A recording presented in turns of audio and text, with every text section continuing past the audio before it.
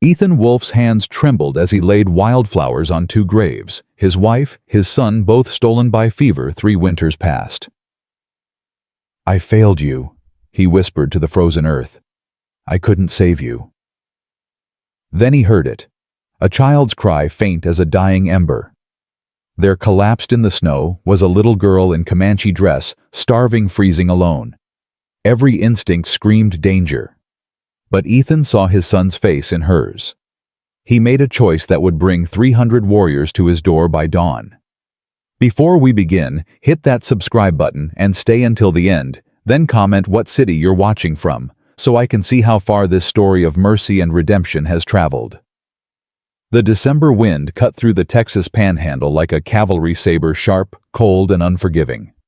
Ethan Wolf knelt between 2 wooden crosses, his knees sinking into snow that had no business being this deep this far south. But 1867 didn't care about what was fair. "Sarah," he said to the left cross. "Thomas." "To the right!" His voice cracked on his son's name. "Always did. 3 years since Appomattox. 2 years since the cholera took them both in the same godforsaken week. And still every morning, Ethan woke up reaching for a woman who wasn't there, listening for a boy who'd never laugh again." "I'm sorry," he whispered. The wind stole his words. Maybe that was for the best. He'd said "I'm sorry" so many times the words had worn smooth, meaningless as river stones. He stood, bones cracking. 35 years old, and he felt 70. The war had aged him. Grief had finished the job. His ranch, if you could call 20 acres of frozen nothing, a ranch, sat another mile west. No neighbors for 5 miles in any direction. That's how Ethan wanted it. People asked questions. People wanted to know why a Union veteran was hiding in Confederate territory. People wanted to know why a man would choose loneliness over company. Ethan didn't have answers they'd understand. He trudged back toward his cabin, rifle slung over one shoulder. Not because he expected trouble. Trouble usually announced itself with hoofbeats and gunfire. He carried it because out here being unarmed was the same as being dead. The sky had turned that particular shade of gray that promised more snow. His horse Ulysses, named for the general who'd sent Ethan into hell and somehow brought him out alive, nickered nervously from the lean-to. "Easy, boy," Ethan called. "Just wind." But Ulysses kept dancing, ears swiveling. Horses knew things. Ethan had learned that truth at Shiloh when his mount had bolted 30 seconds before a cannonball tore through the spot they'd been standing. He was reaching for Ulysses's halter when he heard it. A sound that didn't belong. High-pitched, thin, almost swallowed by the wind, but not quite. A child crying. Ethan froze. His hand moved to his rifle. Could be a trap, his soldier's brain warned. Comanche used decoys. Get you close then. But his father's heart was already moving toward the sound. He found her 50 yards from his property line, collapsed near the creek bed. Small, too small, couldn't be more than 8 or 9. Her clothes were traditional Comanche deerskin dress. Moccasins, a fur wrap that had seen better days. All of it torn, blood-stained. She was face down in the snow, one arm stretched toward the water she'd been too weak to reach. "Jesus," Ethan breathed. He approached slowly, rifle ready, scanning the tree line for warriors. Nothing. Just wind and winter. The girl didn't move when his shadow fell over her. For a terrible moment, Ethan thought she was dead. Then her fingers twitched. "Hey," he said softly, kneeling. "Hey, little one." Her head turned. Dark eyes too large for her thin face stared up at him with the kind of terror that punched straight through his chest. She tried to scramble backward, but her body wouldn't cooperate. She barely managed to lift her head. "Pia," she whispered. "Water." Ethan didn't speak Comanche, but he understood thirst. "Easy," he said, holding up empty hands. "I'm not gonna hurt you." She said something in rapid Comanche. He caught maybe one word in 5. But her hands, God, her hands were shaking as she pointed to her mouth, then to the creek, then back to her mouth. She was starving. Hadn't eaten in days, maybe longer. Ethan glanced toward town. 5 miles. He could take her to Fort Griffin. They'd know what to do. Probably give him a reward. Folks were always talking about the dangers of Comanche raids. A chief's daughter would be valuable. Chief's daughter. That's when he saw it. Around her neck, partially hidden by her torn dress, was a necklace. Silver intricate, with a bear claw centerpiece. He'd seen that symbol before, painted on raided homesteads burned into the Hendersons' barn door before the whole family disappeared. The mark of Chief Running Bear. Oh hell, Ethan muttered. The smart thing, the sensible thing was to walk away. Ride to town, report it. Let someone else handle the political nightmare of having a Comanche chief's daughter on settler land. The girl's eyes fluttered closed. Ethan thought of Thomas. 8 years old when the fever took him. How he'd burned up from the inside crying for water. Ethan couldn't keep down his throat. How Sarah had held him while Ethan rode through a storm to fetch the doctor who came too late. How Ethan had failed. Not again, something inside him whispered. Not ever again. All right, he said more to himself than to her. All right. He scooped her up. She weighed nothing, like holding a bird with hollow bones. She didn't fight, didn't have the strength. Just let her head fall against his chest, her breath coming in short, painful gasps. I got you, Ethan said. I got you. He carried her toward his cabin. Ulysses' forgotten rifle, forgotten common sense, forgotten. All he could think about was getting her warm, getting her fed, keeping her alive. Behind him in the tree line, he hadn't checked carefully enough. A single Comanche scout watched, then turned his horse north, toward Running Bear's winter camp, toward 300 warriors who'd been searching for 5 days, toward a reckoning Ethan Wolfe couldn't begin to imagine. Inside the cabin, Ethan laid her on his only chair, the one Sarah used to sit in while she mended clothes and hummed hymns. The girl's eyes opened briefly, then closed again, her body shivering so violently her teeth clicked together. Stay with me, Ethan said, moving fast. He threw 2 more logs on the fire, hung a pot of water to heat, grabbed every blanket he owned. He wrapped her like she was made of glass. She didn't resist, didn't even seem fully conscious. Hypothermia, his medic training whispered. Get her warm slowly. Too fast, and her heart could stop. He'd seen it happen at Fredericksburg. Soldiers pulled from icy water warmed too quickly by desperate friends. Dead within minutes. Easy does it, he murmured, rubbing her arms through the blankets. Nice and slow. The water heated. He tested it with his finger, warm, not hot, and brought a cup to her lips. Drink, he said. Slow. She drank like a woman dying of thirst, which Ethan realized she probably was. That's good, he said. That's real good, but not too much. Your stomach's been empty too long. She said something in Comanche, urgent, desperate. I don't understand, Ethan said helplessly. She pointed to her mouth, made eating motions. Food. Right. Yeah. He had stew left from yesterday. Nothing fancy, rabbit. He'd trapped some potatoes, wild onions. But it smelled good as he warmed it, and the girl's eyes followed every movement of the spoon. He brought her a small bowl. She reached for it with shaking hands, nearly dropped it. Whoa, easy. Ethan steadied the bowl. Let me help. He fed her, slowly, 1 spoonful at a time. She ate like she wanted to inhale the whole thing, but he held her back. Small bites, he said. Too much too fast, you'll just sick it back up. After half the bowl, she leaned back exhausted. But there was color in her cheeks now. Her shivering had eased. She looked up at Ethan. Really looked. Like she was trying to figure out if he was real or some fever dream. You... good, she said in heavily accented English. Ethan blinked. You speak English? Little. She held up her thumb and forefinger, a tiny gap between them. Traitor? Teach me. Before... She stopped. Her face crumpled. Before warriors, kill him. I'm sorry, Ethan said. and meant it. She studied him for a long moment, then reached up and touched the sleeve of his shirt, old Union blue, faded almost gray. "Soldier," she said. It wasn't a question.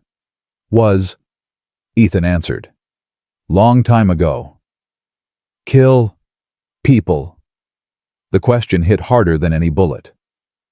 "Yeah," Ethan said quietly. "I did." "Kill Comanche." He thought about lying, thought about all the battles, all the skirmishes, all the times he'd fired into masses of warriors he couldn't see clearly. Thought about the Comanche village he'd helped burn near the Red River in '63. "Yeah," he said. "Probably." She nodded, like she'd expected that answer. "You kill me." "No," Ethan said firmly. "No." "Why?" She tilted her head. Comanche. You white. Why? You help." Ethan stood, walked to the small shelf where he kept his few possessions. He picked up a tin locket, opened it, brought it back to her. Inside were 2 photographs. A woman with kind eyes and a gentle smile. A boy with Ethan's nose and his mother's dimples. "Sarah," Ethan said, pointing to the woman. "My wife, Thomas, my son. They died 2 years ago." The girl looked at the pictures, then at Ethan. Her eyes, those 2 large, 2 knowing eyes, filled with tears. "You sad?" she said. "Yeah," Ethan said. His throat felt like sandpaper. "I'm sad." "I understand." She touched the bear claw necklace. "My mother, gone too. 2 winters. I have only Pia." She struggled for the word. "Father. Only father." They sat in silence. 2 people who'd lost everything, separated by language and culture, and 100 years of blood connected by grief. "What's your name?" Ethan asked finally. She thought about it, then said something in Comanche lyrical, full of sounds Ethan couldn't replicate. "Can't say that," he admitted. She smiled slightly. First time he'd seen anything close to happiness on her face. "English name, Winter Bird. Trader, call me that." "Winter Bird," Ethan repeated. "That's pretty." "I'm Ethan. Ethan Wolf." She tried it. Tan. Woof. Close enough. She finished the stew, drank more water. The color was coming back to her face, but exhaustion pulled at her like an anchor. "Sleep," Ethan said, adjusting the blankets around her. "You're safe here. Promise." Her voice was small, childlike. Because she was a child, Ethan reminded himself. Just a child. "Promise," he said. She closed her eyes. Within minutes, her breathing evened out. Ethan sat by the fire rifle across his lap and stared at the door. Because promises were easy to make. Keeping them. That was where men like him always failed. 20 miles north in a hidden canyon that white men's maps didn't show, Chief Running Bear sat in his teepee and felt his world unraveling. 5 days. His daughter had been missing for 5 days. They'd been hunting elk in the high country when the storm hit sudden vicious blinding. One moment Winter Bird had been beside him, the next gone, swallowed by snow and wind. He'd searched until his warriors forced him to stop, until even he had to admit that searching blind was suicide. But with dawn, they'd started again. Spreading out in patterns older than memory, reading signs invisible to white men's eyes, and finding nothing. Every hour without her was a knife in his chest. Every sunset without her laughter was another piece of his soul turning to ash. He'd already lost his wife White Moon to the white man's spotted sickness. Couldn't lose his daughter, too. Wouldn't survive it. The tippy flap moved. Iron Fist ducked inside young Fierce, carrying grief like armor. His brother, Sleeping Wolf, had been killed by cavalry 6 months ago. Ever since Iron Fist had looked at every white man like they all held the knife. "News," Iron Fist said. His voice was tight, dangerous. Running Bear stood. "You found her." Swift Arrow found tracks, a child's, leading east, toward— Iron Fist's jaw clenched. "Toward the white settlements." Running Bear's blood went cold. "Show me." They rode through the darkness, torches lighting the way. Swift Arrow, their best tracker, a man who could follow a shadow across stone, pointed to marks in the snow. "Here," he said. She stumbled. Here she fell. She was weak, very weak. "How long ago?" Running Bear demanded. "The snow has filled the tracks, but—" Swift Arrow knelt, studying the depth, the edges. "Yesterday, maybe yesterday morning." "And where do they lead?" Swift Arrow pointed east. "There is a homestead, 5 miles, 1 man, no family. He keeps to himself." "A white man." Iron Fist's hand went to his knife.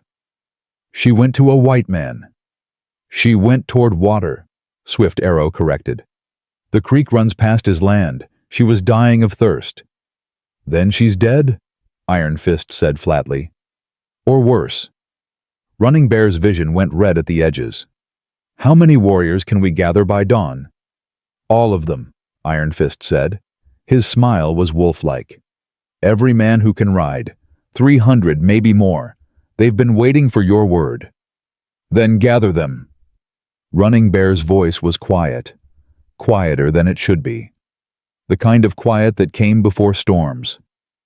"If this white man has harmed my daughter, I will burn his world to ash, and then I'll burn his bones." "And if she's already dead?" Iron Fist asked. Running Bear met his eyes. "Then I'll make sure he wishes he'd died first." They rode back to camp. By midnight, the word had spread. By 3 a.m., warriors were mounting up. By 4 a.m., 300 horses stood ready. And by 5 a.m., they were moving south, toward Ethan Wolf's cabin, toward a man who had no idea his act of mercy had just signed his death warrant. Ethan woke to pounding on his door. Violent. Urgent. He jerked upright, rifle in hand, before his eyes fully opened. Across the room, Winterbird stirred but didn't wake. The pounding came again. "Wolf, open up!" Ethan recognized the voice. Samuel Rivera, former friend, current. Something else. He crossed to the door, cracked it open. Sam stood there with 5 other men, all armed. Their horses steamed in the pre-dawn cold. "Sam?" Ethan said carefully. "Little early for visiting." "Cut the shit, Ethan." Sam's face was hard. "You got a Comanche girl in there." Ethan's finger found his rifle's trigger. "How'd you know that—" "Fort Griffin's got scouts out. They spotted Comanche warriors massing north of here, lots of them. And word is Chief Running Bear's daughter went missing days ago." Sam leaned closer. "That girl in there, she wearing a silver bear claw?" Ethan said nothing. "Thought so." Sam stepped back. "You know what you've done. You've got maybe 4 hours before 300 Comanche come down on you like the wrath of God." "She was dying," Ethan said. "I couldn't just—" "Yes, you could." Sam's voice turned cold. "You absolutely could. That's what smart men do. They survive. By letting children die. By not sticking their necks out for Indians who'd scalp them without blinking." Sam gestured to his men. "Boys and I came to warn you. Give you a chance to run. Get to the fort. Turn her over. Maybe they'll protect you." "I'm not running," Ethan said. "The hell you're not." Sam grabbed his arm. "Ethan, listen to me. Running Bear is gonna think you kidnapped her, held her for ransom. He's not gonna believe you just helped her. Indians don't think like that." "Maybe they would if we gave them reason to." Sam laughed. Bitter. Ugly. "Jesus, you're still the same stupid idealist from the war. The one who wanted to free the slaves and treat the rebs with dignity. How'd that work out? I'm still alive, Ethan said quietly. For now. Sam released his arm, stepped back. All right, I tried. But when they find your body in pieces scattered across this godforsaken ranch, don't say I didn't warn you. Noted. Sam mounted up. One more thing. Fort knows about this. And they know you got Union sympathies. So even if, and that's a big if, you survive the Comanche, you got the army coming next. You just made enemies on both sides, old friend. They rode off, leaving Ethan alone in the darkness. He went back inside. Winterbird was awake now, sitting up, eyes wide. Bad men, she asked. Complicated men. Ethan corrected, then reconsidered. Yeah, bad men. She stood, wobbled, caught herself on the chair. I find Pia. You be safe. You can barely walk. I make you danger. Her English was getting better with use. I not want. You die. I'm not letting you go out there alone, Ethan said firmly. Your father's coming. Let's just wait. I'll explain what happened. It'll be fine. Winterbird looked at him with those ancient eyes in that young face. White man explain? To angry father you? No Comanche? No. Ethan admitted. Then you know nothing. She moved to the window, looked out at the lightning sky. When Pia come, he be angry. Very angry. He think, you hurt me. He not listen. He just kill.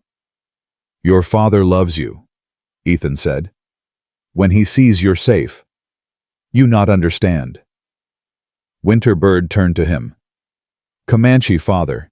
Must be strong. If weak, tribe no respect. If white man take daughter, father must be revenge, or be called coward. Ethan felt ice in his veins. So no matter what I say, he kill you. Winterbird finished. Unless what? She looked down at her hands. Unless I. Tell truth.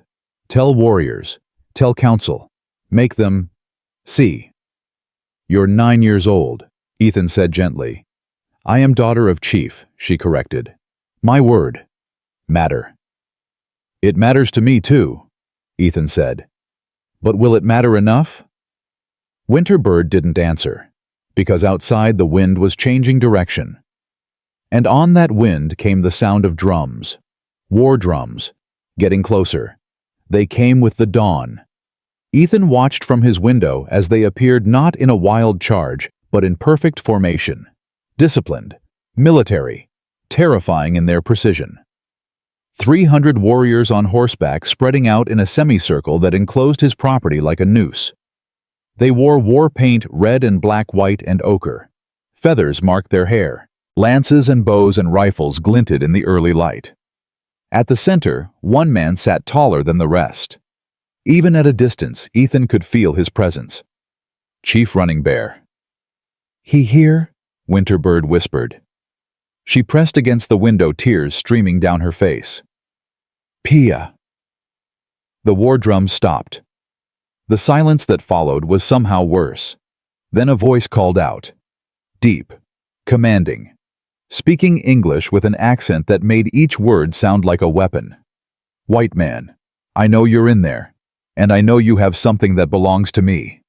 Ethan's hands were sweating on his rifle. What do I do? You? Winterbird took a breath. You be brave. Like soldier. I'm not brave, Ethan said. I'm terrified. She looked up at him, smiled slightly. That, what brave is. Being afraid, and doing anyway. Wisdom from a 9-year-old. Ethan almost laughed. Send out my daughter, Running Bear called. Now, or I burn your home to ash with you inside it. Now or never, Ethan muttered. He set down his rifle, keeping it would just get him killed faster, and opened the door. The morning air hit him like a slap. Cold, clear, perfect for dying. He stepped out, hands raised. I'm unarmed. 300 arrows tracked his movement. 300 warriors waiting for their chief's word. Running Bear dismounted. 6.5 feet of controlled fury. His eyes found Ethan, and in them Ethan saw his own death written clear. Where is she? Running Bear asked. His voice was quiet now. Quieter than it had any right to be. Safe, Ethan said. She's safe. I didn't hurt her. Then where? The door opened. Winterbird ran out, stumbling in her weakness, crying, Pia Pia. Running Bear's face transformed. The warrior disappeared. The father emerged. He caught her, swept her up, held her like she was the only thing in the world that mattered. She buried her face in his neck and sobbed. For a moment, just a moment, everything was perfect. Then Running Bear looked up at Ethan, and the warrior came back. You, he said. You took my daughter. I saved your daughter, Ethan corrected. You expect me to believe that... Running Bear set Winterbird down, gently examined her for injuries. His hands were shaking. You expect me to believe a white man helped a Comanche child out of kindness. I expect you to ask your daughter what happened, Ethan said. Running Bear spoke rapidly in Comanche. Winterbird answered, gesturing toward Ethan, toward the cabin, speaking fast and urgent. But Running Bear's face didn't soften. If anything, it got harder. My daughter says you found her dying, gave her food, shelter, warmth. He stepped closer to Ethan. She says you showed her pictures of your dead family, that you cried. That's all true, Ethan said. She also says you knew who she was. Running Bear's hand went to the knife at his belt. You saw her necklace, knew she was my daughter, and you kept her anyway. I was going to bring her back in the morning, Ethan said. She was too weak to travel at night. Or, Running Bear said softly, you were waiting to see how much we'd pay to get her back. The accusation hung in the frozen air. Behind Running Bear, the warriors shifted. Some looked uncertain. Some looked eager for blood. And at the front, one warrior pushed forward. Younger than Running Bear, harder, angrier, Iron Fist. My chief, he said in English for Ethan's benefit. This man lies. All white men lie. My brother trusted a white man once, saved him from a bear. That man brought soldiers. My brother died with bullets in his back. Murmurs of agreement rippled through the warriors. I'm not that man, Ethan said desperately. You're all that man, Iron Fist spat. You're all killers and thieves and liars. Iron Fist! Running Bear's voice cracked like a whip. Stand down. No. Iron Fist stepped forward, lance raised. If you won't do what must be done, I will. Our laws are clear. White man touches Comanche child, white man dies. He didn't touch her, Running Bear said. He saved her. So he says. Iron Fist pointed the lance at Ethan. Let him prove it. How? Ethan asked. His voice didn't shake. Small miracle. Iron Fist smiled. Come to our village. Face our council. Let them decide if you're a liar or a fool. And if I refuse? Then I kill you here, Iron Fist said simply. Slow. So your screams warn other white men. Iron Fist. Running Bear's hand was on his knife now. But other warriors were nodding. Agreeing. The discipline was fracturing. The formation breaking. And in the middle of it all, Winterbird started screaming.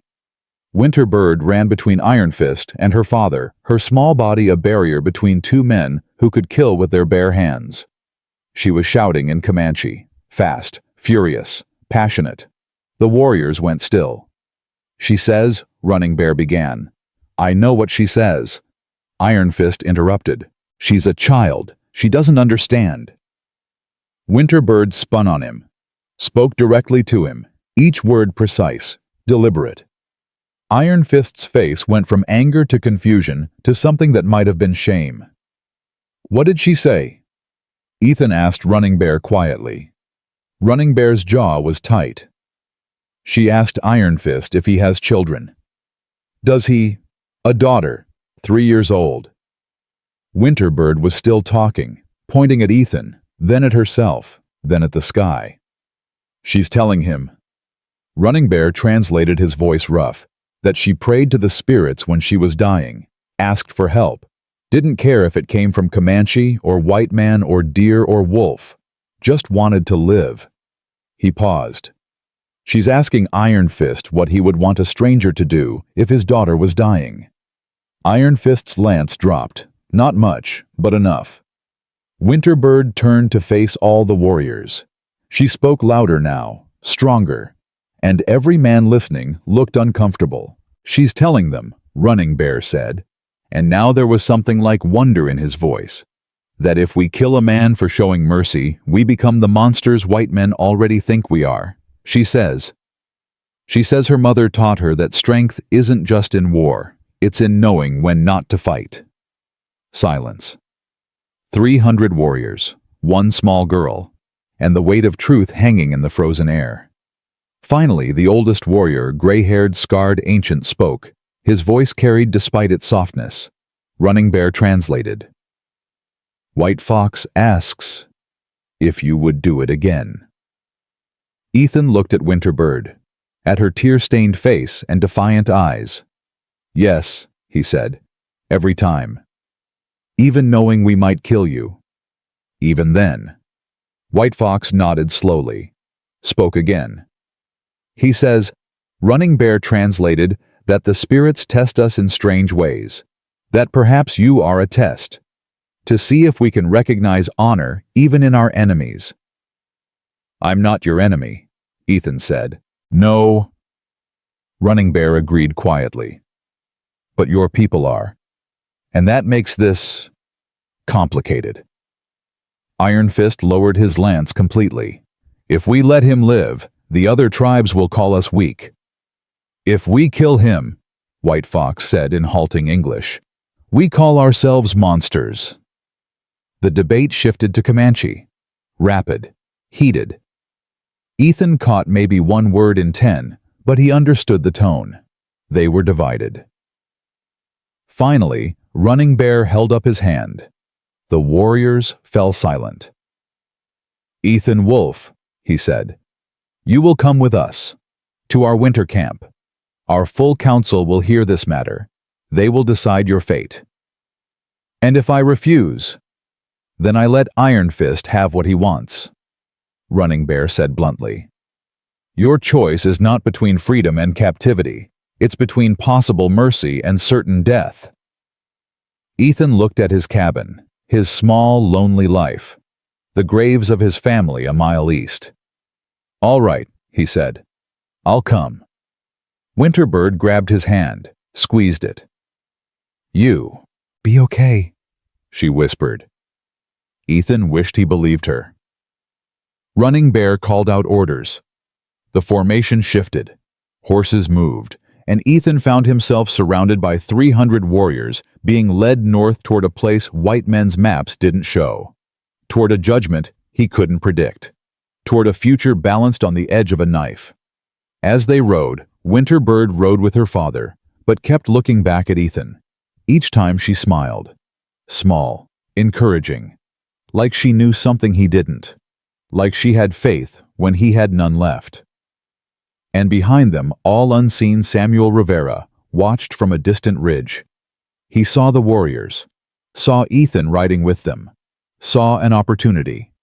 He turned his horse toward Fort Griffin, toward an army that would pay well for information about a Comanche winter camp, toward a betrayal that would turn mercy into massacre. The storm was coming, and Ethan Wolf had just walked right into its center. The cold bit deeper as they rode north, but Ethan barely felt it. Fear had a way of making a man numb to everything else. 300 warriors surrounded him, not pointing weapons anymore, but not exactly friendly either. More like wolves escorting a rabbit, deciding whether to eat it now or save it for later. Running Bear rode at the front, Winterbird tucked against his chest. She kept twisting around to look at Ethan, her small face tight with worry. Every time their eyes met, she tried to smile. It never quite reached her eyes. Iron Fist rode behind Ethan. Close. Too close. His horse's breath was hot on Ethan's neck, and the younger warrior hadn't said a word since they'd left the cabin. Didn't need to. The message was clear. One wrong move, white man. Just one. They'd been riding for maybe an hour when Running Bear raised his fist. The entire party stopped. No discussion, no questions. Just instant obedience that came from years of fighting together. "We rest here," Running Bear called out in English, probably for Ethan's benefit. "Water the horses. 10 minutes. Warriors dismounted. Some checked weapons. Others spoke in low voices, throwing glances at Ethan that ranged from curious to murderous. Ethan stayed on his horse until Running Bear gestured him down. "Come," the chief said.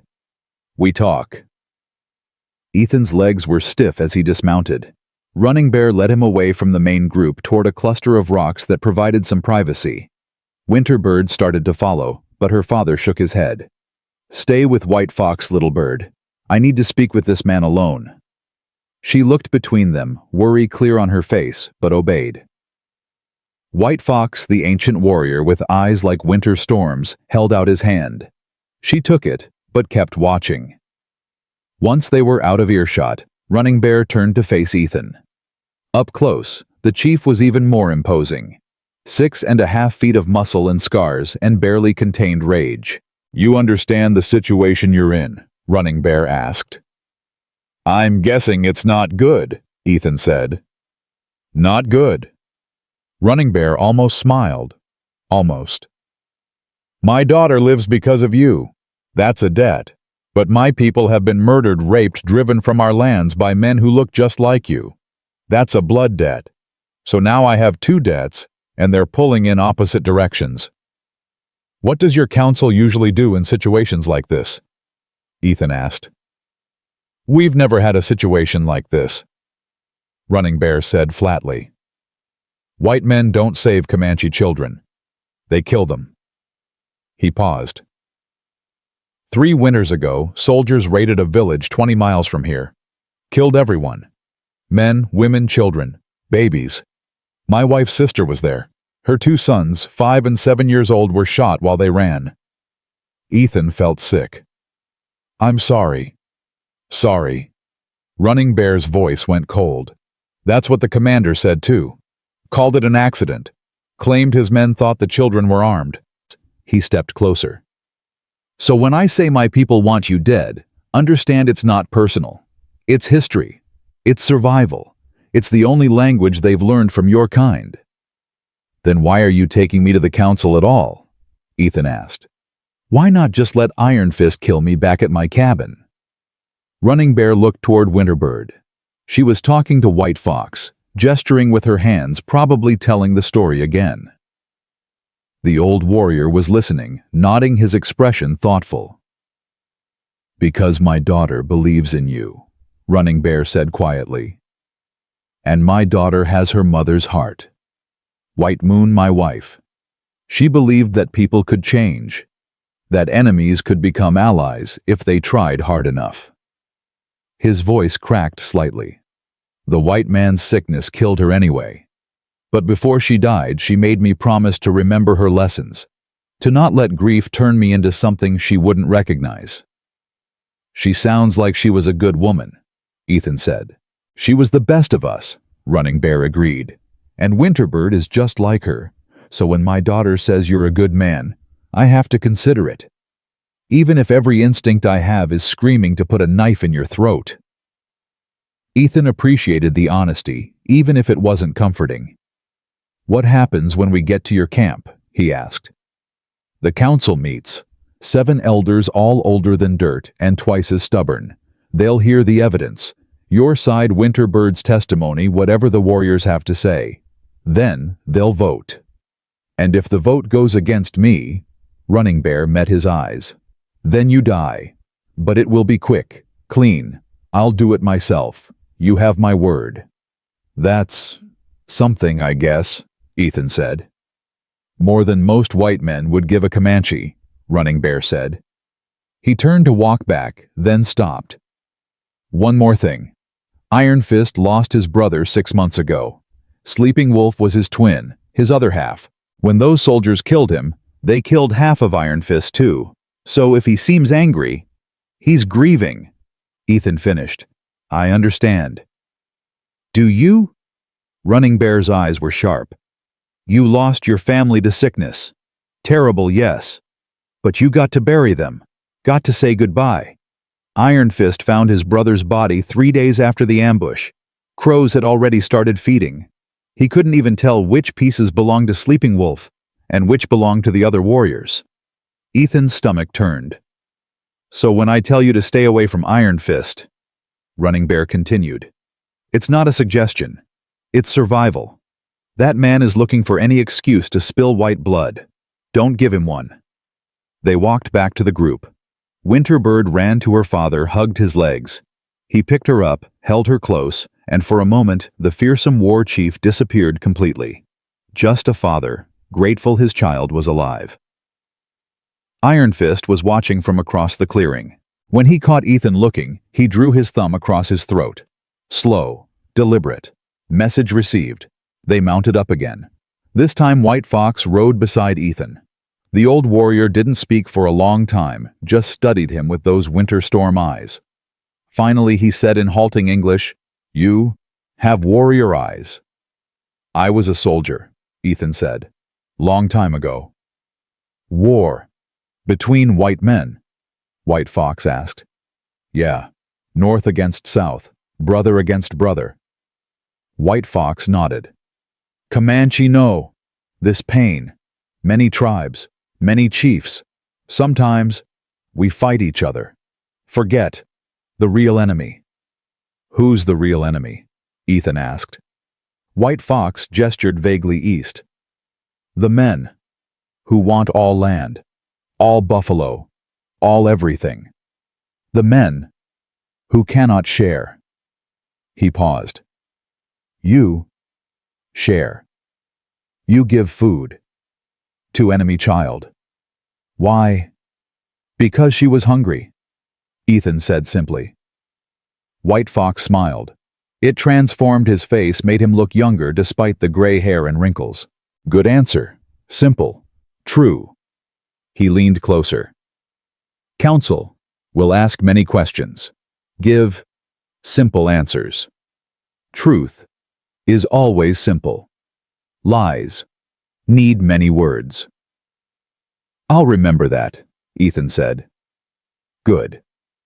White Fox straightened. Also, remember this. Iron Fist. Speak loud. Angry. But White Fox, speak quiet. And White Fox, very old. Very respected. He winked. White Fox might speak for you, if you deserve it. Before Ethan could respond, a warrior at the front called out. Everyone stopped. Running Bear dismounted quickly, moved to examine something on the ground. Other warriors joined him, kneeling, touching the earth, reading signs Ethan couldn't see. Iron Fist rode forward. What is it? Tracks, Running Bear said. His voice was tight. Horses, shod not wild, white men. How many? Iron Fist asked. 6, maybe 7? Another warrior answered. Heading east, fast. Iron Fist looked at Ethan. His eyes were flames. Your friends. I don't have friends, Ethan said. Liar. Iron Fist spat. White men came to your cabin this morning. Warned you. Now they ride to the fort, yes. Tell soldiers where we are. Ethan's blood went cold. Sam. It had to be Sam. I didn't ask them to come, Ethan said. Didn't ask them to leave. I don't control what other men do. Convenient, Iron Fist said. He turned to Running Bear. We should kill him now. Before what?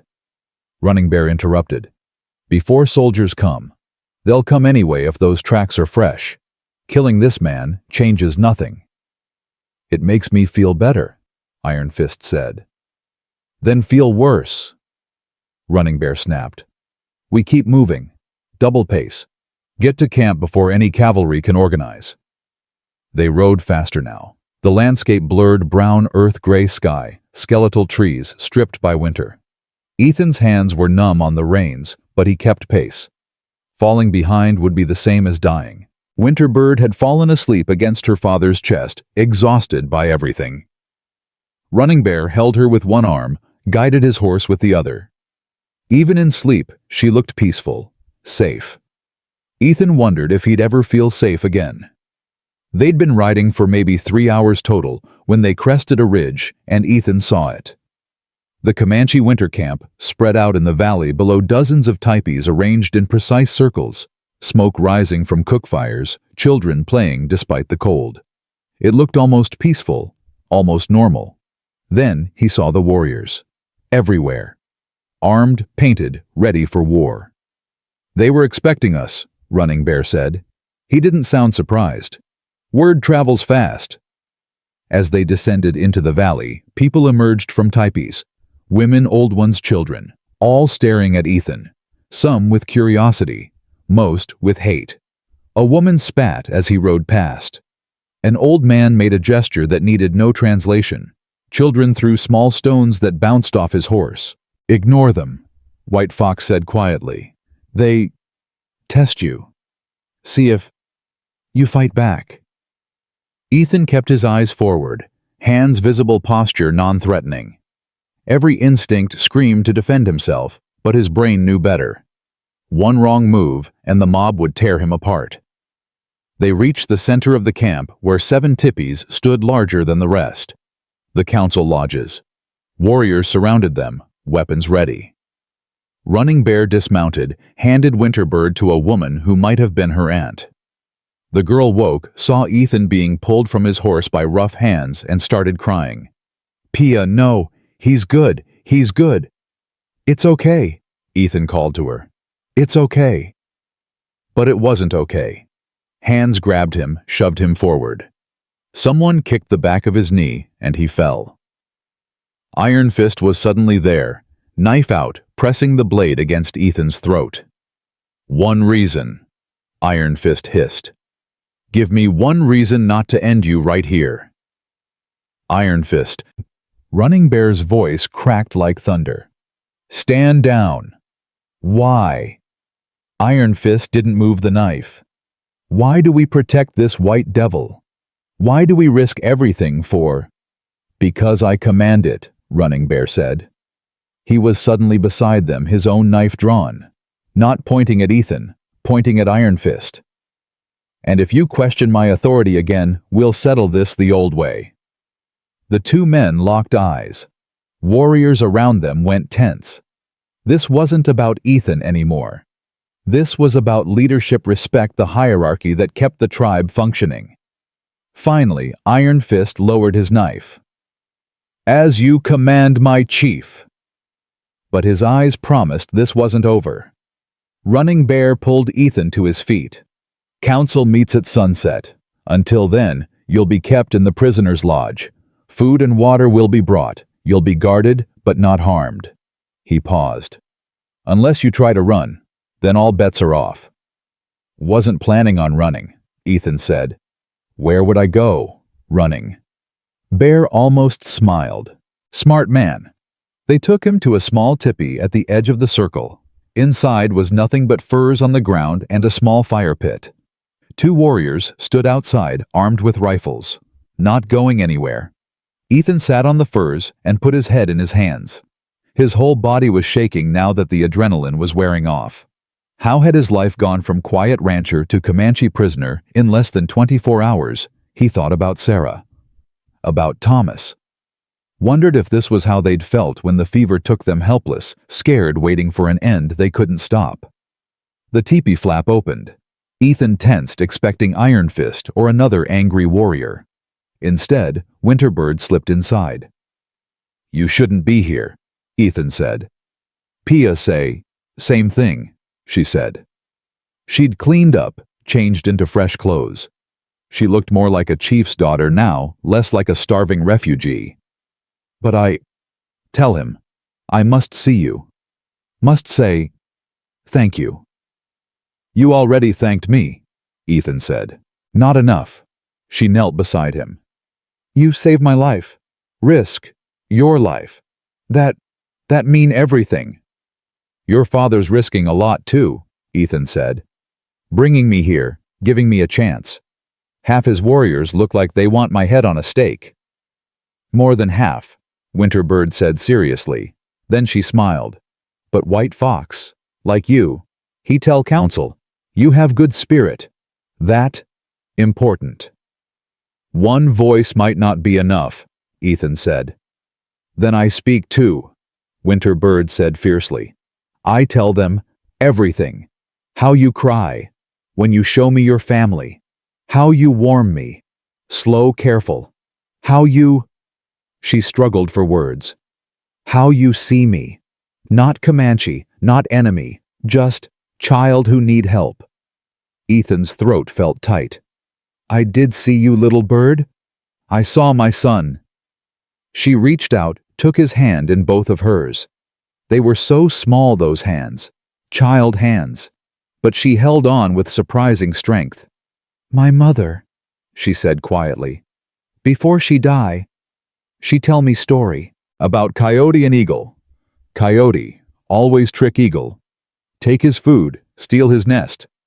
Eagle, always angry, want revenge. But one day, Coyote fall in river. Eagle see. Eagle think. Now I let him drown. Now he pay. But then, she paused. Then Eagle see Coyote's babies. On bank. Crying. And Eagle think. If I let father die, babies die too. So Eagle save Coyote. Pull him out. Coyote. Never trick Eagle again. They become... She searched for the word. Friends. That's a good story, Ethan said. Mother say, sometimes mercy is stronger than revenge. Sometimes, the brave thing is not to fight. Winterbird squeezed his hand. You, like Eagle, you see me drowning. You save, even though I could be enemy. That make you brave.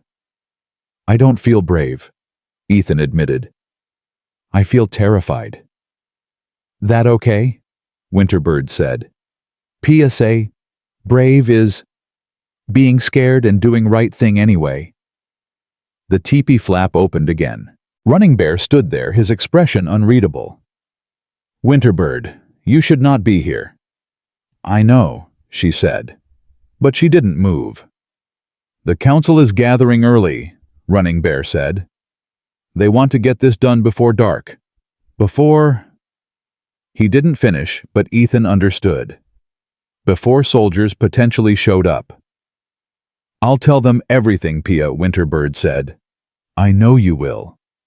Running Bear's face softened.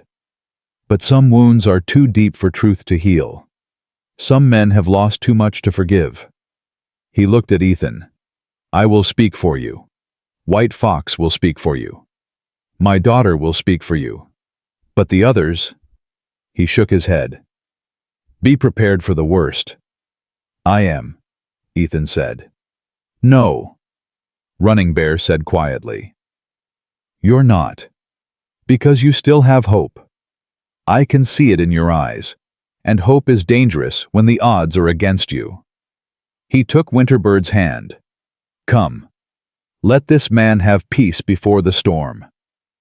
As they left, Winterbird looked back one last time. You be okay?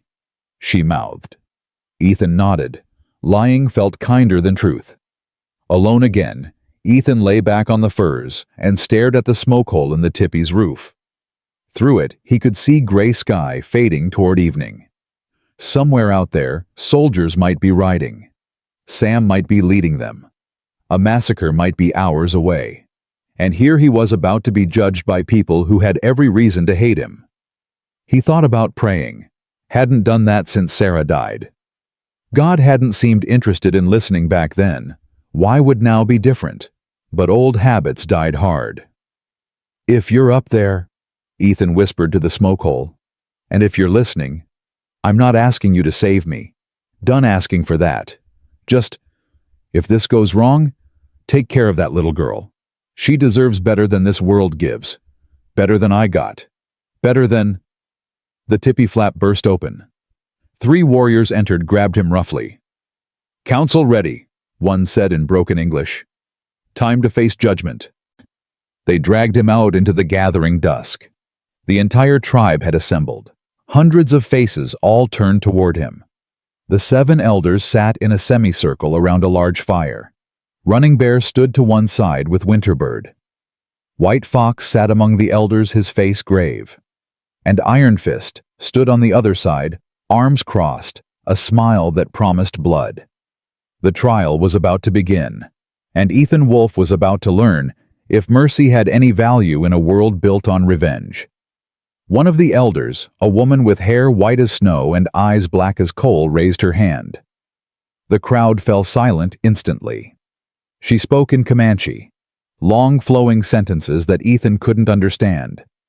But he caught Running Bear's name. Winterbird's name. His own name pronounced awkwardly in the Comanche tongue. Running Bear stepped forward, translated. "Grandmother stands like mountain says we are gathered to judge a white man who claims to have saved Chief Running Bear's daughter out of kindness.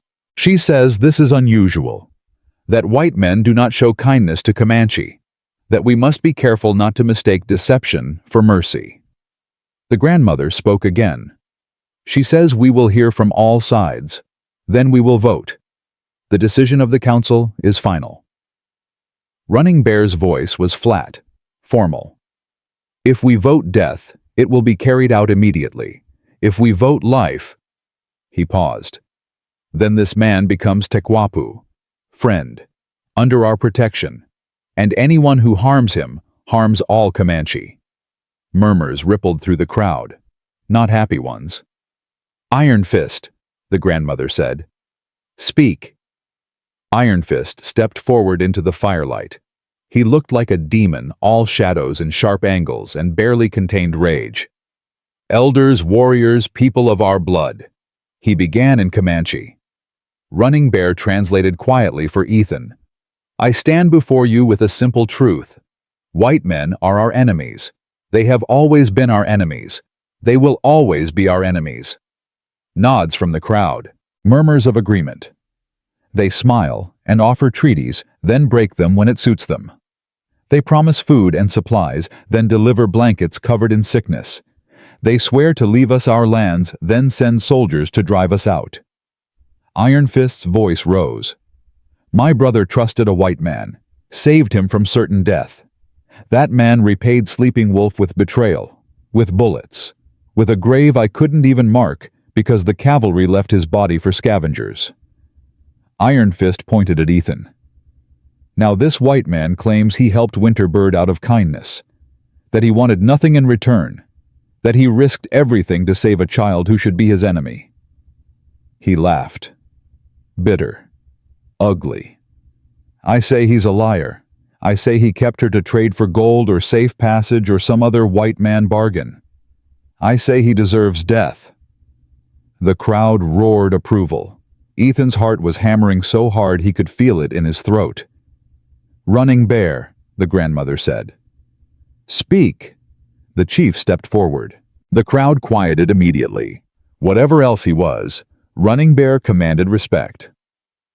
"Iron Fist speaks from grief," Running Bear began, "and I honor his pain. We have all lost family to the white man's greed. We have all buried loved ones too young, too innocent, too precious to lose." His voice was steady, strong. "But I speak from something else, from the evidence before my eyes." He gestured to Winterbird. "My daughter was dying, lost in a storm, alone, starving. This man found her. He could have killed her, could have left her to die, could have taken her to the white man's fort for gold." Running Bear paused. "He did none of those things. He fed her, warmed her, protected her from other white men who would have used her. And when we came with 300 warriors ready for war, he did not hide behind her. He walked out to face us unarmed. Because he knew he was caught, Iron Fist interrupted. Because he had nothing to hide, Running Bear countered. When I looked at my daughter, I saw no marks, no bruises, no fear of him, only gratitude. He looked at Ethan. I am not saying this man is a hero. I am not saying all white men are good. I am saying this white man on this day chose mercy over murder. And if we kill him for that choice, what does that make us? Smart, Iron Fist said. It makes us smart. It makes us the same as those who killed Sleeping Wolf, Running Bear said quietly. The words hung in the air like smoke. Iron Fist's face went red. You dare. I dare speak truth, Running Bear said. And the truth is this, if we judge all white men by their worst, we become what we hate. We become killers of innocence. He's not innocent, Iron Fist shouted. He's white. That's crime enough. Running Bear turned to the elders. I ask the council to hear from my daughter before you decide. She is young, yes, but she is the only witness who knows what happened in that cabin. The only one who can tell us the truth. Grandmother Stands Like Mountain conferred with the other elders. Finally, she nodded. Winterbird, she said. Come forward, child. Winterbird walked to the fire, small and brave and terrified. But she held her head high, Chief's daughter through and through. Tell us, child, the grandmother said gently. What happened when you met this white man? Winterbird took a breath. When she spoke, her Comanche was clear strong.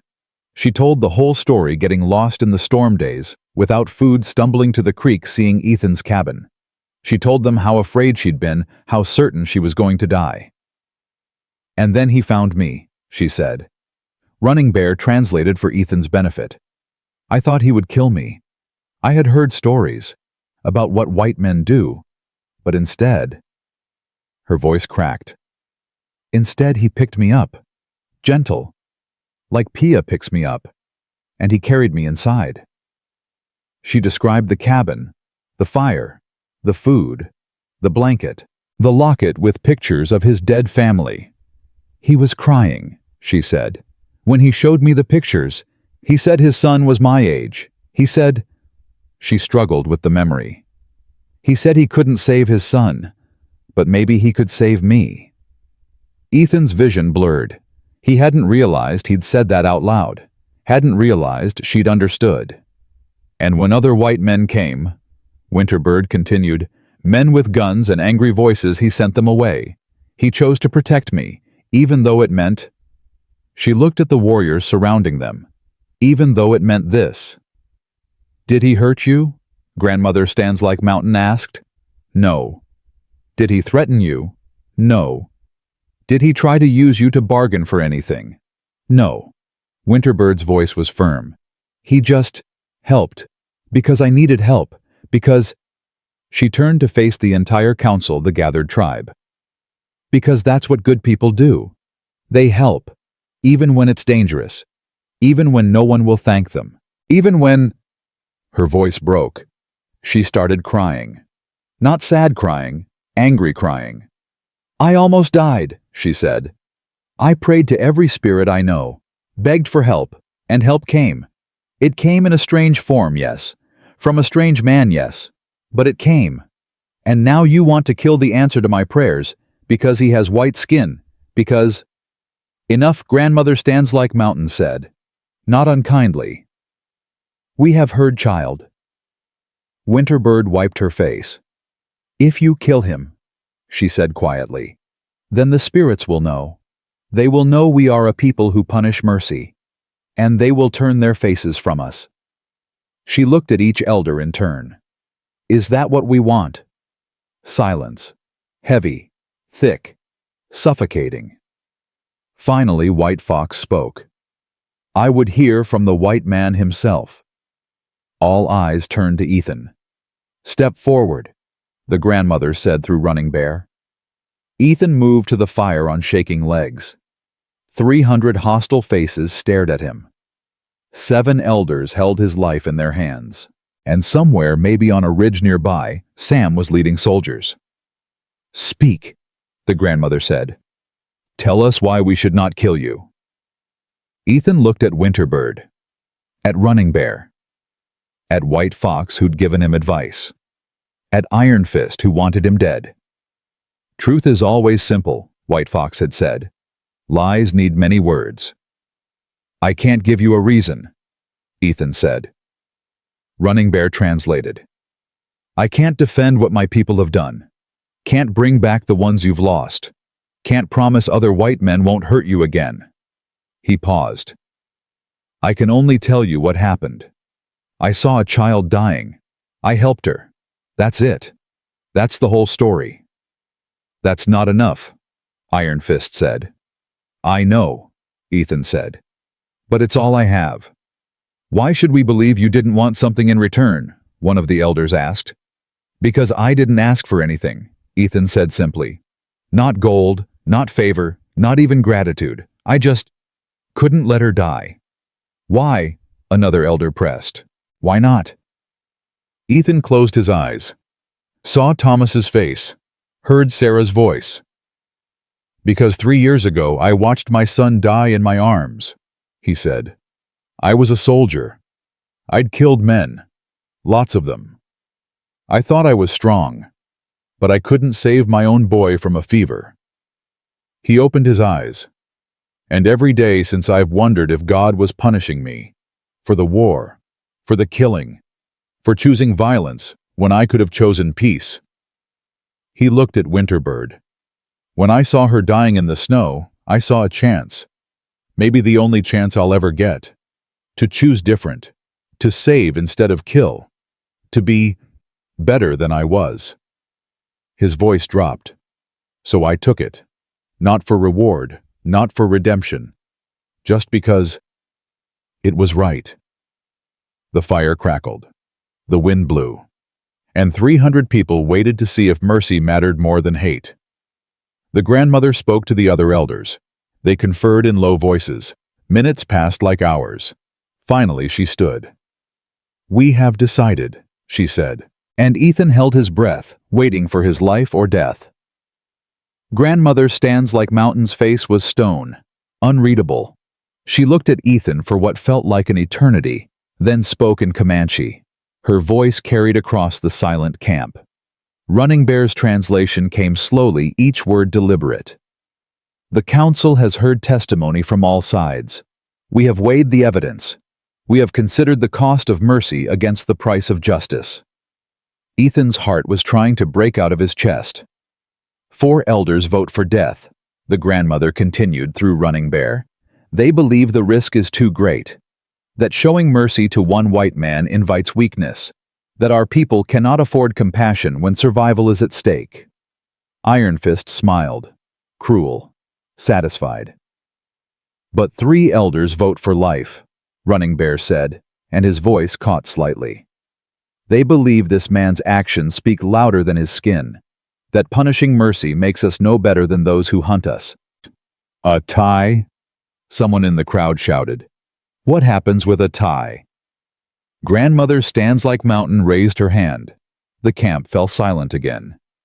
"When the council is divided," she said, "tradition gives the final vote to the one most affected by the crime." She looked at Running Bear. "Chief Running Bear, your daughter was taken. Your daughter was returned. The decision is yours. Does this white man live or die?" The weight of 300 stares pressed down on Running Bear. He stood frozen, caught between duty and debt, justice and mercy. Winterbird grabbed his hand, her eyes pleading. Iron Fist stepped forward, his hand on his knife, daring his chief to choose wrong. Running Bear looked at Ethan, really looked, like he was trying to see past skin and history and hate into something deeper. "When I was young," Running Bear said slowly, "maybe 15 winters, I found a white trapper caught in a bear trap. His leg was crushed. He was dying. My father said leave him. Said white men were poison, but I couldn't." He paused. "I freed him, set his leg, gave him water. He lived." "And," Iron Fist demanded, "what happened?" 2 years later, that same man testified before the white man's court," Running Bear said. "Said the Comanche had attacked his camp. Lied. Got 3 families driven from their homes." His voice went hard. "So I learned young that mercy to white men is often rewarded with betrayal." Ethan felt his hope crumble. "But—" Running Bear continued, and the single word stopped Ethan's heart. "My wife told me once that we don't show mercy because we expect gratitude. We show it because it's who we are. Because the moment we stop seeing individuals and only see enemies, that's the moment we lose our humanity." He turned to the grandmother. "This man saved my daughter when he could have let her die. He chose difficulty over ease, danger over safety. And whether he knows it or not, he chose to be better than the worst of his people." Running Bear's hand found the top of Winterbird's head. "I vote life." The camp exploded, half shouting approval, half shouting outrage. Warriors argued, women wept, children scattered. Iron Fist's face went purple with rage. "You're weak," Iron Fist shouted. "Just like I said, your wife made you soft, and now—" Running Bear moved so fast, Ethan barely saw it. One moment he was standing beside Winterbird. The next, he had Iron Fist pinned against a tippy pole forearm across his throat. "Say another word about my wife," Running Bear said quietly, "and we'll settle this with knives. Right here. Right now." Iron Fist struggled, couldn't break free. Finally he nodded. Running Bear released him. "The council has spoken. This man lives." He looked at Ethan. "But life comes with conditions." "What conditions?" Ethan asked. "You become Tekwapu, friend to the Comanche. If any of our people come to you hungry, wounded, lost, you help them. No questions, no hesitation, no reporting to soldiers." Running Bear stepped closer. "And if you betray this trust, if you lead soldiers to our camps or harm even one of our people, I will hunt you myself. I will take days killing you. And when you finally beg for death, I'll keep you alive just to hear you beg more. Understand?" "I understand," Ethan said. "Good." Running Bear turned to the tribe. "This man is now under our protection. Anyone who harms him answers to me." "What about the soldiers?" a voice called from the crowd. "The ones heading this way." "Running." Bear's jaw tightened. "We deal with them when they come. If they come." But they were coming. Ethan could feel it in his bones. Grandmother Stands Like Mountain raised her hand again. "The white man lives, but he cannot stay here. His presence brings danger. He must leave before dawn." "I'll take him," White Fox said, standing slowly. "Guide him back to his land. Make sure he arrives safely." "I'll go too," Running Bear said. "No." The grandmother's voice was firm. "You're needed here. If soldiers come, the tribe needs its chief." She looked at White Fox. "Take 2 warriors. Go quickly. Return quickly." White Fox nodded. "Come, white man. We leave in 1 hour. Prepare yourself." As the crowd dispersed, still arguing among themselves, Winterbird ran to Ethan. She threw her arms around him, buried her face in his coat. "You stay alive," she said in English. "You stay alive." "I'll try." Ethan set his throat tight. "No try. Do." She pulled back, looked up at him with those fierce eyes. "You promise me. Promise you come back. Visit. Be friend." "I promise," Ethan said, and meant it. Running Bear approached. For a moment, neither man spoke. Then the chief extended his hand. Ethan took it. "You saved my daughter," Running Bear said quietly. "That's a debt I can never repay, but I can give you this." He pressed something into Ethan's palm, a small stone carved with symbols. "Show this to any Comanche. They'll know you're protected." "Thank you," Ethan said. "Don't thank me yet," Running Bear said. "You've just made enemies of half my tribe, and if those soldiers come—" He didn't finish, didn't need to. White Fox appeared with 2 younger warriors. "Ready." "As I'll ever be," Ethan said. They gave him a horse not his but sturdy enough. As they rode out of camp, Ethan looked back once. Winterbird stood beside her father waving. Ethan waved back. Then the camp disappeared into the darkness, and he was alone with 3 Comanche warriors, riding through country he didn't know, toward a home that might not exist anymore. They rode in silence for the first hour. The 2 young warriors, White Fox called them Red Hawk, and Swift Water kept their distance hands near weapons.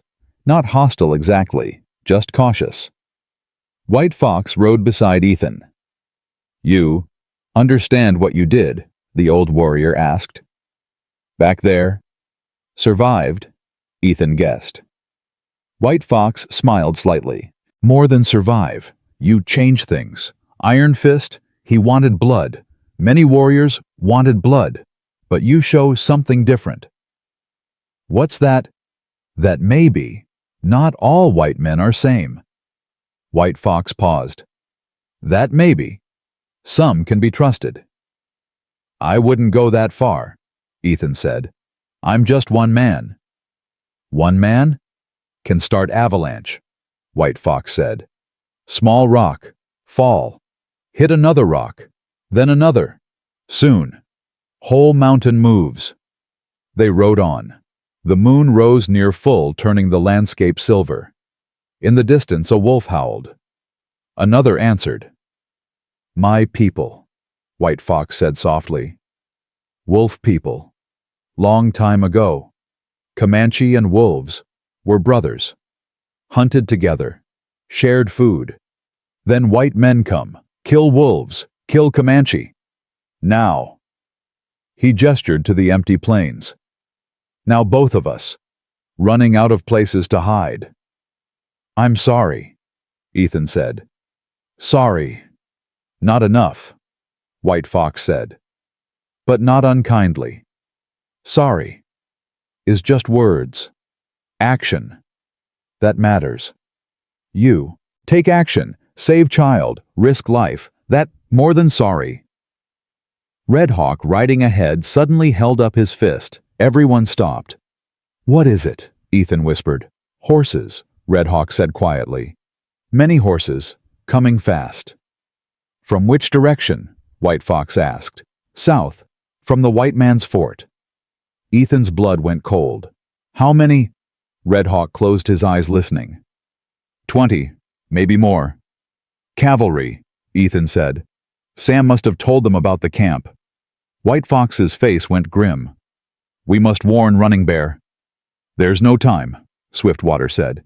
"If we ride back now, we lead them straight to camp." "And if we don't warn them," Red Hawk argued, "they ride into an ambush unprepared." "They won't be unprepared," White Fox said. "Running Bear, he's not fool. He knew soldiers might come. He'll have scouts watching, traps ready." But nothing." White Fox's voice was steel. "Our duty is to get white man home safely. That's what Running Bear commanded. We don't disobey." The younger warriors looked unhappy, but nodded. "We circle wide," White Fox decided. "Stay off trails, move quiet." He looked at Ethan. "You must be silent. Like ghost. One sound. Soldiers find us. Understand?" "I understand," Ethan said. They moved off the trail, picking their way through rougher country. Twice they had to dismount and lead the horses through narrow passes.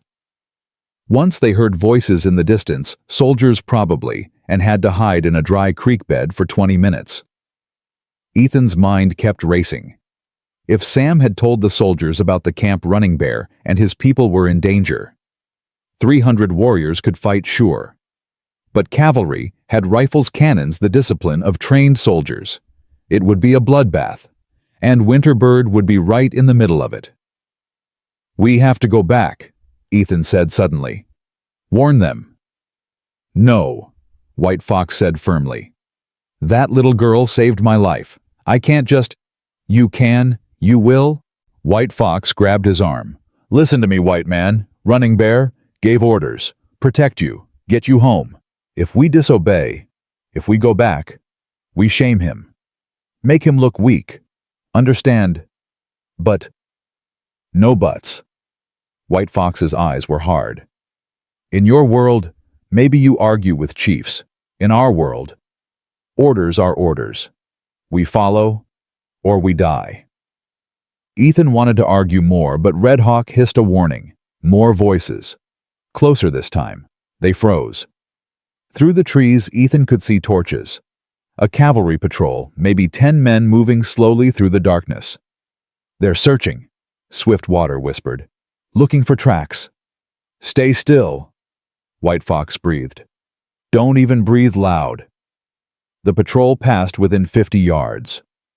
Ethan could hear their conversations, complaints about the cold, about the savages, about how they should just burn out the whole nest of them.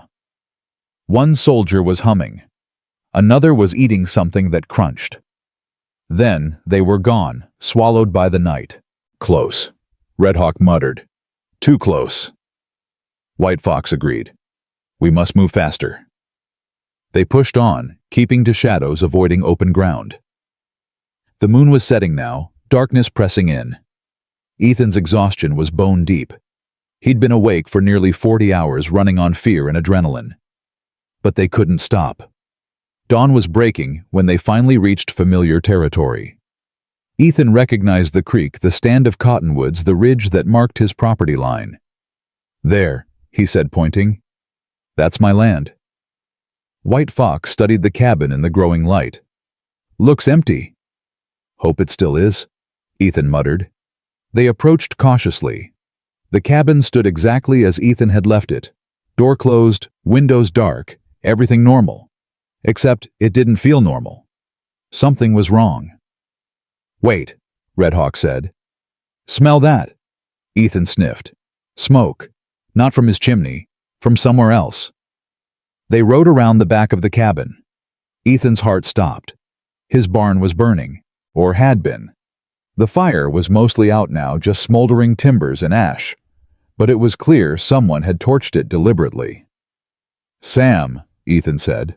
"That son of a—" "Not just him," Swiftwater said, pointing. Written in the dirt near the cabin's door in letters big enough to read from horseback Indian lover. "Get out."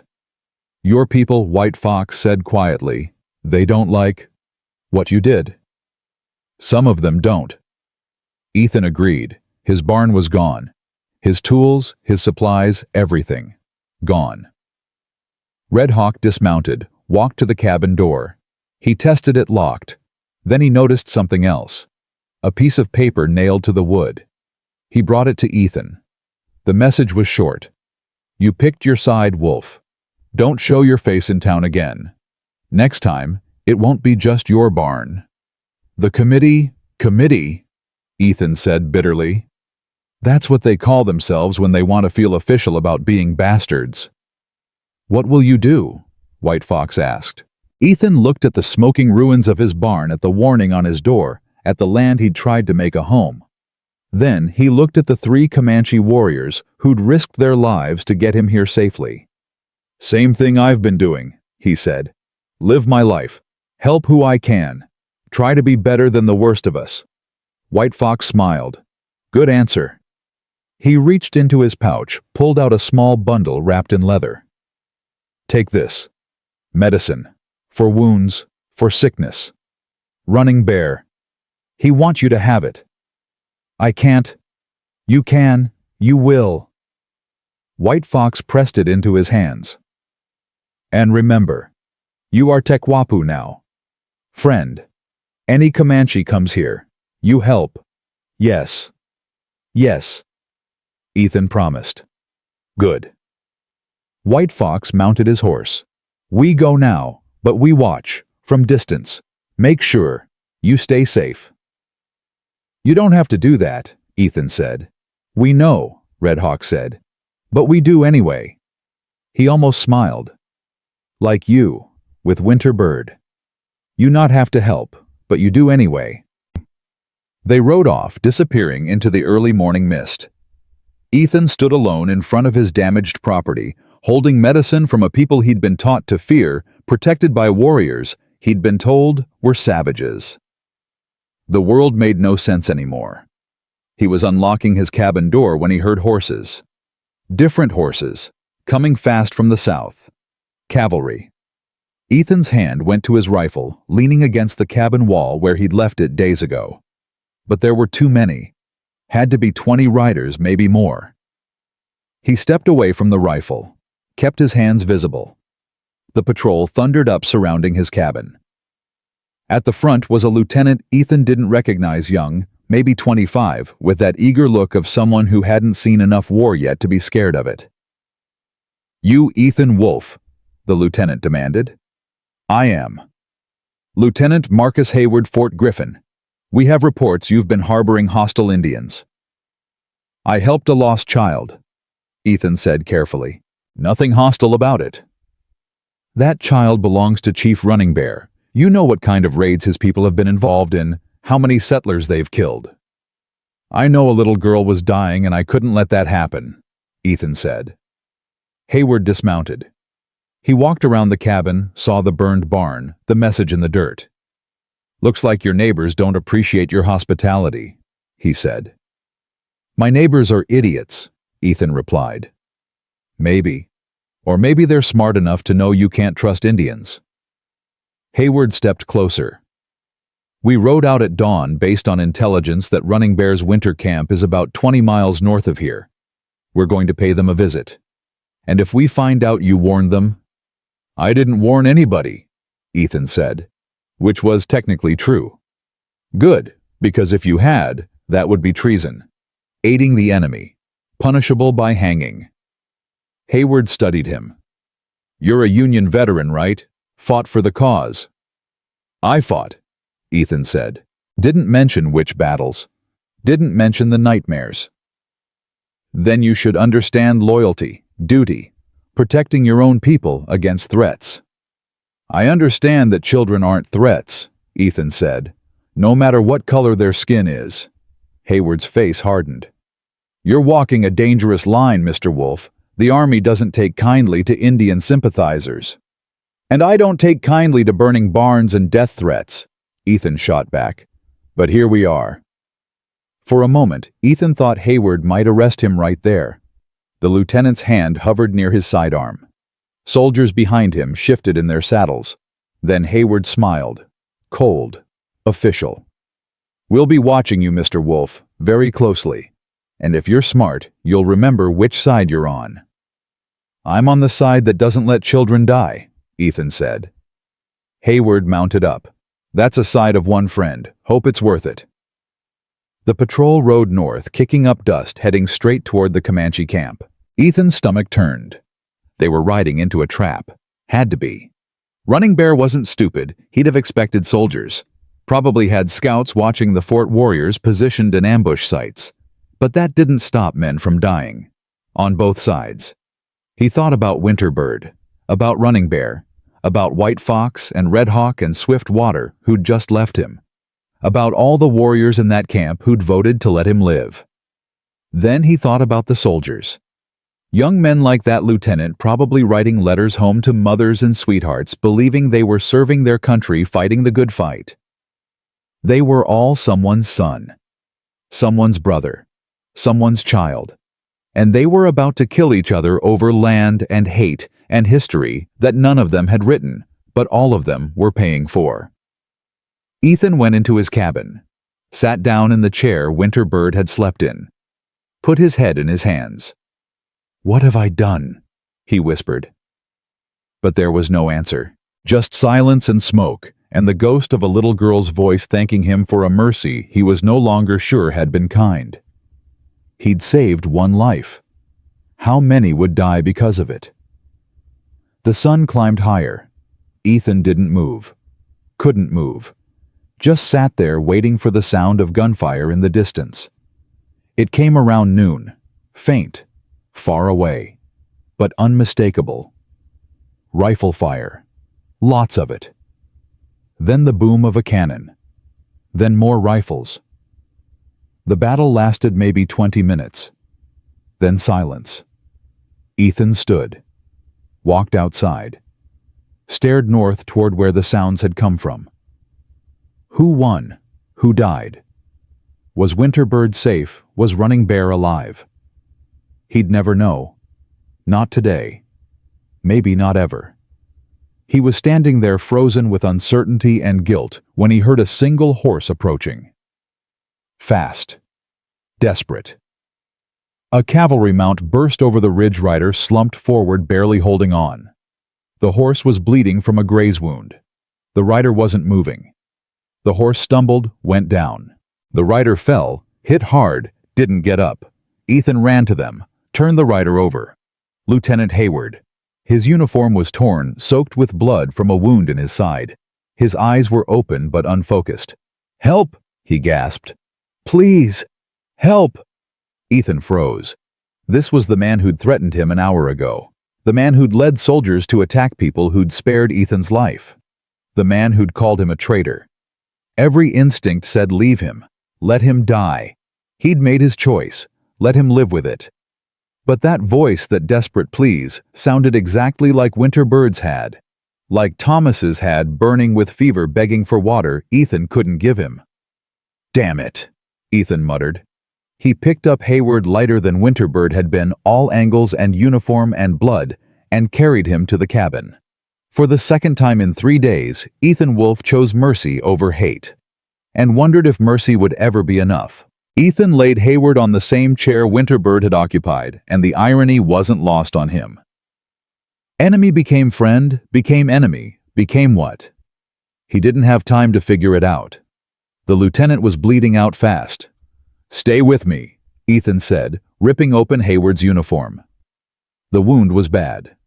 Arrow had gone clean through his side, missing vital organs by maybe an inch. Lucky. If you could call any of this lucky. Hayward's eyes focused briefly. You're helping me? Shut up and hold still," Ethan said. He grabbed the medicine bundle White Fox had given him, unwrapped it. Inside were dried herbs, a salve that smelled like sage, and something bitter clean cloth. "I threatened you," Hayward gasped. "Called you a traitor." "Yeah, well, apparently I'm stupid," Ethan muttered. He pressed cloth against the wound. Hayward screamed. "I said hold still." "My men," Hayward said through gritted teeth. "They're all dead. All of them. It was a slaughter." Ethan's hands stilled. All 20. "Ambush. They knew we were coming. Had warriors hidden in the rocks and the trees. We didn't stand a chance." Hayward's breathing was ragged. "I tried to retreat. Took an arrow. Horse panicked. I don't even know how I got here." "The Comanche let you go," Ethan said quietly. "They could have finished you. They chose not to." "Why?" Hayward's eyes were desperate. "Why spare me?" "Maybe they're tired of killing," Ethan said. He applied the salve. Hayward hissed in pain and started bandaging. "Maybe they wanted to send a message. Maybe they're just better than us." "That's not..." Hayward coughed, blood on his lips. "That's not what we're taught. Indians are savages, murderers. They what? Fight back when attacked." Ethan tied off the bandage. "Defend their families, protect their land." He looked Hayward in the eye. "You rode into their camp ready to kill. They defended themselves. Who's the savage?" Hayward closed his eyes. "I have orders. Duty." "Duty," Ethan repeated bitterly. "I've killed men because of duty. Good men. Men who probably had families waiting for them. And you know what duty got me? Nightmares. Graves. A wife and son in the ground because I was too busy following orders to be there when they needed me." "That's not the same." "It's exactly the same," Ethan said. "You following orders, me following orders, all of us following orders that get people killed. When does it stop?" Before Hayward could answer, hoofbeats sounded outside. Multiple horses, coming fast. Ethan grabbed his rifle. "Stay quiet." He moved to the window. 6 riders coming hard from the north. Not cavalry, not settlers either. Comanche. Leading them was Running Bear, his face a mask of fury. Beside him rode Iron Fist, and the younger warrior looked ready to kill everything in sight. "Hell," Ethan breathed. "What?" Hayward tried to sit up, saw who was coming. Oh God, they followed me. They're going to..." "Quiet," Ethan snapped. He set down his rifle, walked outside with his hands raised. Running Bear pulled up hard, his horse dancing. The chief's eyes went to the cavalry mount dead now in Ethan's yard, then to Ethan's bloody hands. "Where is he?" Running Bear demanded. "Inside," Ethan said. "Wounded. I'm treating him." Iron Fist dismounted, knife drawn. "You're healing a soldier, a man who came to kill us." "He's dying," Ethan said. "I couldn't let him die." "Why not?" Iron Fist moved toward the cabin. "He would have let you die. Would have killed Winter Bird if he'd found her. These are the men who murdered my brother." "I know," Ethan said, didn't move from the doorway. "And I'm sorry, but I can't let you kill him." Iron Fist laughed, harsh, ugly. "You can't let me. White man, there are 6 of us, and 1 of you." "I know the math," Ethan said.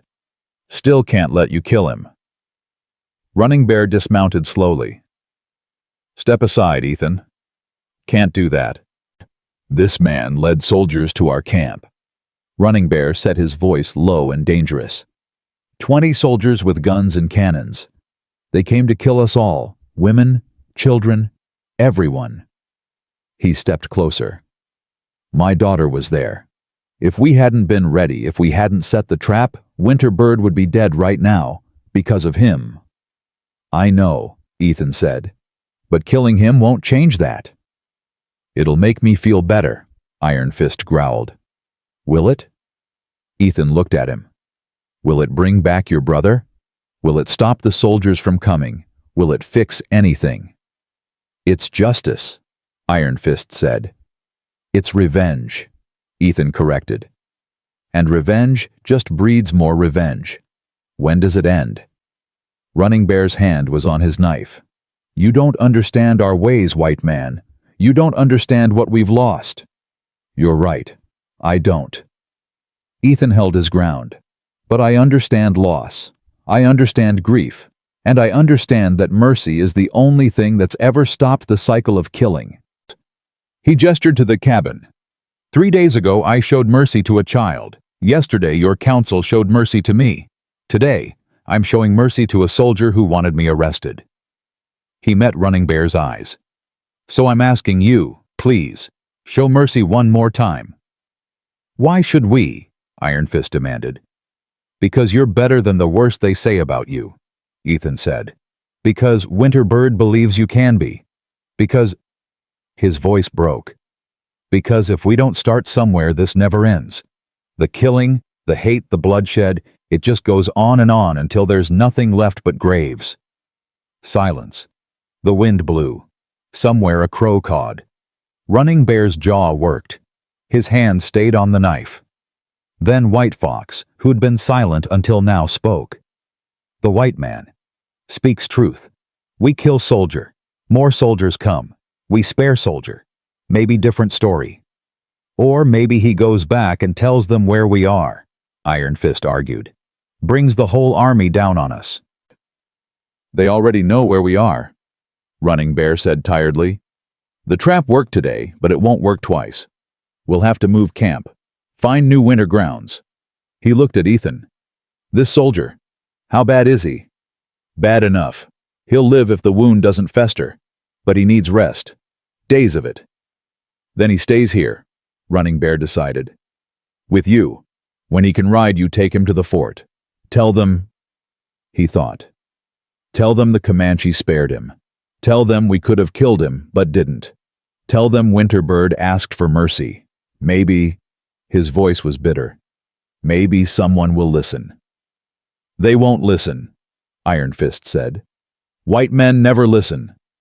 "Then we've lost nothing by trying," Running Bear said. He turned to Ethan. "But understand this. We're trusting you. Again. If this soldier reports our new camp location, if he brings more troops—" "I'll make sure he doesn't," Ethan promised. "How?" Iron Fist challenged. "You going to watch him every minute? Stop him from talking?" "If I have to," Ethan said. "Running." Bear studied him for a long moment, then reached into his pouch and pulled out a small leather bag. More medicine. For infection. Boil these leaves, make him drink the tea. Tastes terrible, but it works. Thank you, Ethan said. Don't thank me yet. Running Bear mounted his horse. If this goes wrong, if more of my people die because of your mercy, I'm holding you responsible. I understand, Ethan said. The warriors rode off, all except White Fox, who lingered. You, brave man, the old warrior said. Stupid, but brave. Feels more stupid than brave right now, Ethan admitted. Often, same thing. White Fox smiled slightly. I tell you secret, when I was young, I save white man too, trapper, hurt bad. My father, very angry, say I betray tribe. He paused. But that white man, he become friend. Teach me English, help us trade. Was good man until he die. He looked at Ethan. Maybe this soldier, maybe he learned too, maybe not. But trying, that's what matters. I hope you're right, Ethan said. Me too. White Fox rode off, leaving Ethan alone with an enemy in his cabin and blood on his hands that wouldn't wash off. Inside, Hayward was awake, pale as death, but breathing. They left. Why did they leave? Because I asked them to, Ethan said. He started boiling water for the medicine tea. They should have killed me, Hayward said. I would have killed them. I know, that's the problem. Ethan measured out leaves, dropped them in the pot. You see them as the enemy. They see you as the enemy. Everyone's so busy seeing enemies, nobody sees people anymore. They killed my men, Hayward said. His voice cracked. 20 good soldiers, friends. Some of them, he choked up. Some of them had families, wives, children. The Comanche have families too, Ethan said quietly. And they've buried plenty of their own because of raids and massacres and broken treaties. So what? We just forgive and forget. Hayward's anger was back. Pretend none of it happened. No, we remember all of it. Every death, every injustice, every wrong on both sides. Ethan poured the tea, brought it to him. But we choose to stop adding to it. We choose to be better than our hate. That's naive, Hayward said. Maybe, Ethan agreed. But what's the alternative? Keep killing until there's nobody left. I've seen war, Lieutenant. Real war. Brother against brother. I've killed men who spoke my language, prayed to my God, loved the same land I did. And you know what I learned? What? That the enemy is never who they tell you it is. The real enemy is the hate that makes us stop seeing each other as human. Ethan handed him the tea. Drink. It tastes like hell, but it'll keep you alive. Hayward drank, made a face. This is disgusting. Yep, Comanche medicine usually is. Ethan sat down. You're going to stay here until you can ride. Then I'm taking you back to the fort, and you're going to tell them the truth. What truth? Hayward asked. That the Comanche could have killed you, but didn't. That they spared you because a little girl asked them to. That maybe, just maybe, they're not the savages you've been told they are. Nobody will believe that, Hayward said. Probably not. Ethan agreed. But you're going to say it anyway, because it's the truth, and because 20 men died today, and their deaths have to mean something. They have to lead to something better than more death. Hayward closed his eyes. I don't know if I can do that. My commander's the army, they'll call me a coward. Say I was brainwashed, or you could tell them you learned something, Ethan interrupted. That getting your men killed taught you that maybe there's a better way. That's not cowardice. That's wisdom. Wisdom, Hayward repeated. I'm 26 years old. I don't have wisdom. I barely know what I'm doing.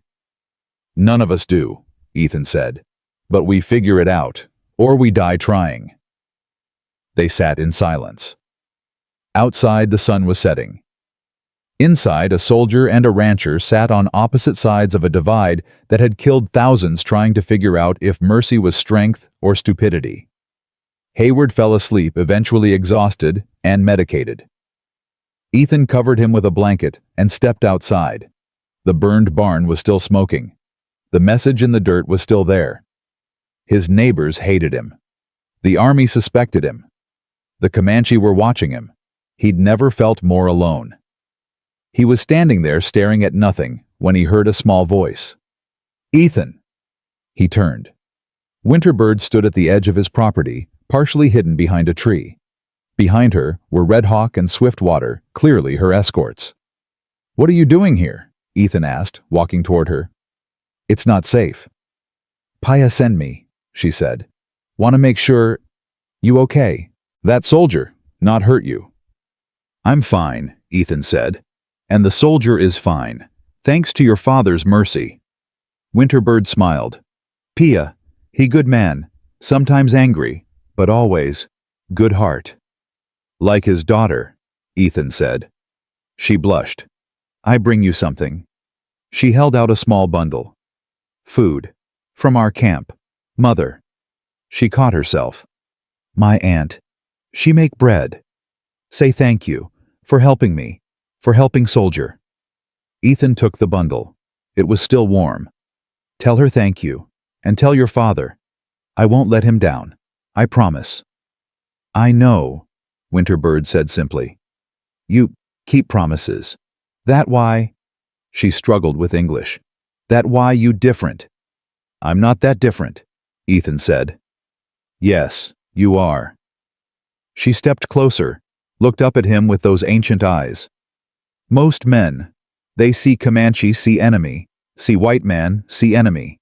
You see people, see child who need help, see soldier who need help.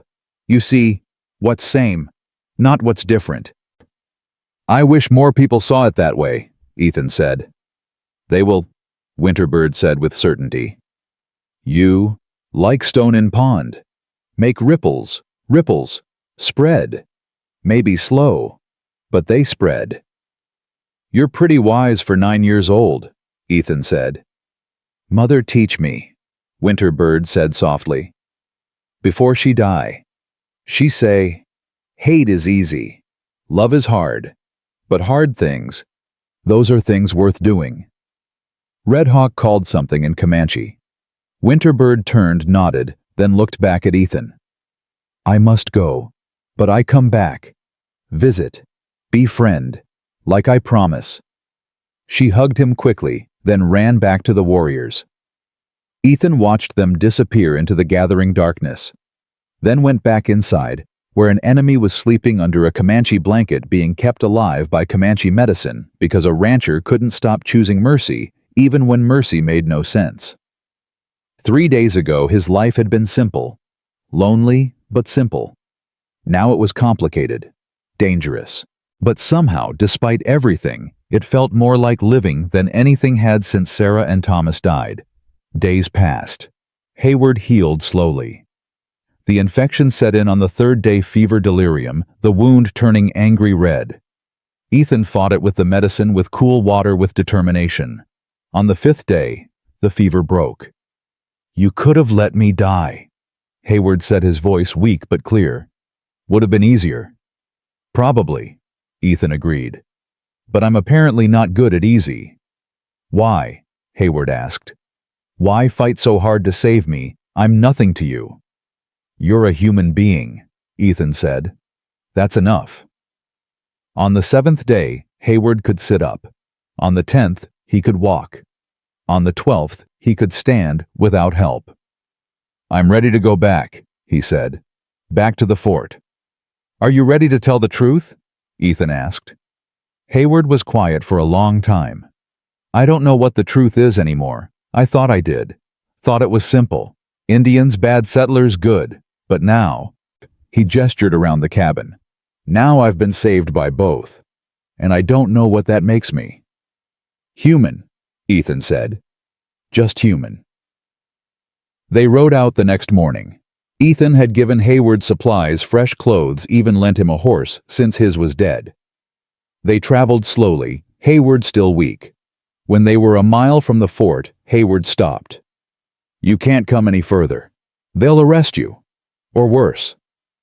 "I know," Ethan said. What will you do? Hayward asked. Your neighbors hate you. The army doesn't trust you. The Comanche— He paused. They trust you more than they should probably, but that won't keep you safe forever. I'll figure it out, Ethan said. That's not a plan, Hayward said. It's the only plan I've got. Ethan extended his hand. Tell them the truth, Lieutenant. Tell them what mercy looks like. Maybe someone will listen. Hayward took his hand, held it. I'll try. I can't promise they'll believe me, but I'll try. That's all anyone can do, Ethan said. He watched Hayward ride toward the fort, watched until he was out of sight, then turned and rode home. Home. The word felt strange. His cabin was damaged, his barn was ash, his neighbors wanted him gone, but somehow it was still home. When he arrived, someone was waiting. Sam Rivera sat on Ethan's porch, 2 pistols visible, a rifle across his lap. Sam, Ethan said carefully, what brings you here? You know what? Sam said. His voice was cold. You've been harboring Indians, helping soldiers who should be dead, making the rest of us look bad. I've been helping people, Ethan said. There's a difference. Not to folks around here. Sam stood. They sent me. The committee told me to give you a message. What message? Ethan asked, but he already knew. Leave, Sam said simply. Sell your land, pack your things, and leave Texas. Go north, go east. Go to hell if you want. Just go. And if I don't? Ethan asked. Sam's hand moved to his pistol. Then they'll make you. And they sent me because we used to be friends. They figured maybe I could talk sense into you before things get ugly. Things are already ugly, Sam, Ethan said. You burned my barn. I told them not to, Sam said. But I was outvoted. And honestly, Ethan, you brought this on yourself. You sided with savages. What did you expect? I didn't side with anyone, Ethan said. I helped a dying child. Then I helped a dying soldier. That's not taking sides. That's being human. That's being stupid, Sam said. In this territory, there are only 2 sides, white and Indian. And you chose wrong. I chose right, Ethan said firmly. And I'm not leaving. Sam sighed, drew his pistol. Didn't point it at Ethan yet, but the threat was clear. I really hoped you'd be smart about this, Sam said. For old time's sake. For old time's sake, Ethan said. Don't do this. I have to, Sam said. I've got orders, and unlike you, I know which side I'm on. The pistol came up, and then an arrow took Sam in the shoulder. Sam screamed, dropped the gun, spun toward where the arrow had come from. Running Bear stepped out of the tree line, bow still raised. Behind him, a dozen warriors materialized like ghosts. This man, Running Bear said in English, speaking to Sam, is under Comanche protection. You harm him, you harm us. Understand? Sam clutched his shoulder, blood seeping between his fingers. You're protecting a white man. We're protecting a friend, Running Bear corrected. He notched another arrow. Now leave. And tell your committee that if they come here again, they'll answer to me. Sam stumbled to his horse, managed to mount despite the arrow. This isn't over, he said through gritted teeth. The army just lost 20 men in an ambush, Running Bear interrupted. They're not eager for more battles, not right now. So run home, little man, run fast. Sam rode off, barely staying in the saddle. Running Bear lowered his bow. You need better friends, white man.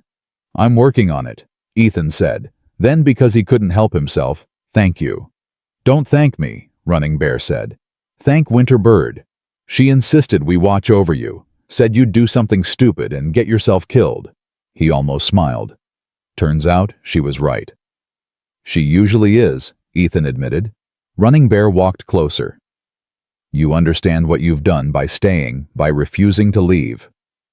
I've made enemies of my own people, Ethan said. More than that, Running Bear said. You've drawn a line. One side white men who see us as savages. Other side you, alone, You ready for that? Ethan looked at his cabin, his land, the graves of his family to the east, the Comanche warriors to the west, and himself caught in the middle of a war he didn't want but couldn't escape. No, he said honestly, but I'm doing it anyway. Running Bear nodded. Then you're not as stupid as you look. He turned to his warriors, gave orders in Comanche. They melted back into the trees, vanishing as quickly as they'd appeared.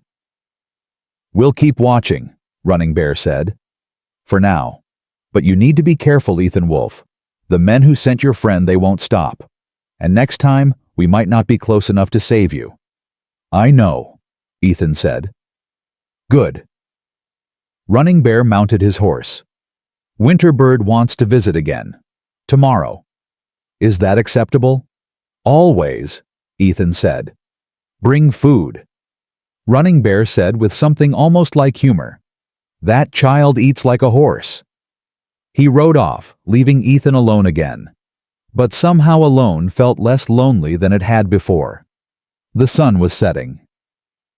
Ethan stood in his yard between a burned barn and an uncertain future, and realized something. For the first time since Sarah and Thomas died, he had a reason to wake up tomorrow. People needed him. A little girl trusted him. Warriors protected him. Even an enemy soldier had learned from him. It wasn't much. It wasn't safe. It probably wouldn't last. But it was something, and something was more than he'd had in a long time. Winterbird came the next day as promised, but she wasn't alone. With her came 5 Comanche women, all carrying bundles. Running Bear rode escort, his face unreadable. What's all this? Ethan asked as they approached. Help, Winterbird said simply. She gestured to the women. They come. Rebuild barn. My aunt-grandmother cousins. They say, you help us. We help you. Ethan felt his throat tighten. You don't have to do that. We know, Running Bear said, dismounting. But Winterbird insisted, and when my daughter insists? He shrugged. The whole tribe hears about it until we give in. The women were already unloading supplies, wood they'd brought, tools, leather for bindings. They worked with practiced efficiency, measuring, planning, organizing. Where did you get the lumber? Ethan asked. Traded for it, Running Bear said.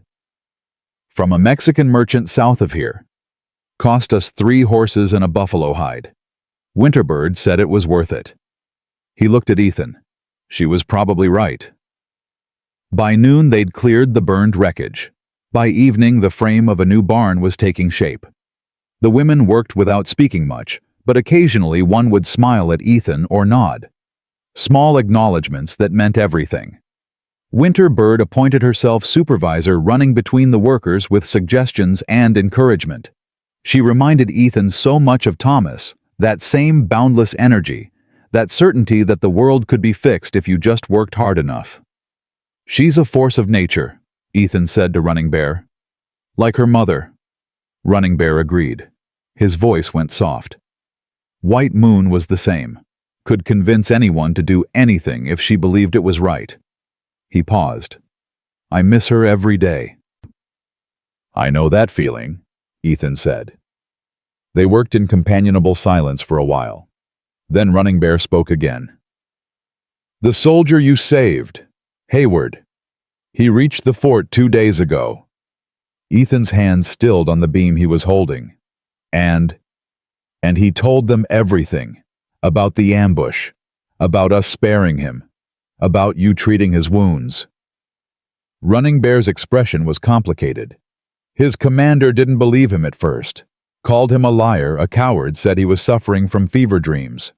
But, Ethan prompted, but Hayward wouldn't back down, kept telling the same story.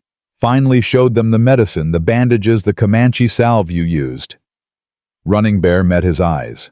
The fort's new policy as of 3 days ago is to avoid engagement with my tribe unless fired upon first. Ethan's chest felt tight. That's huge. It's temporary, Running Bear cautioned.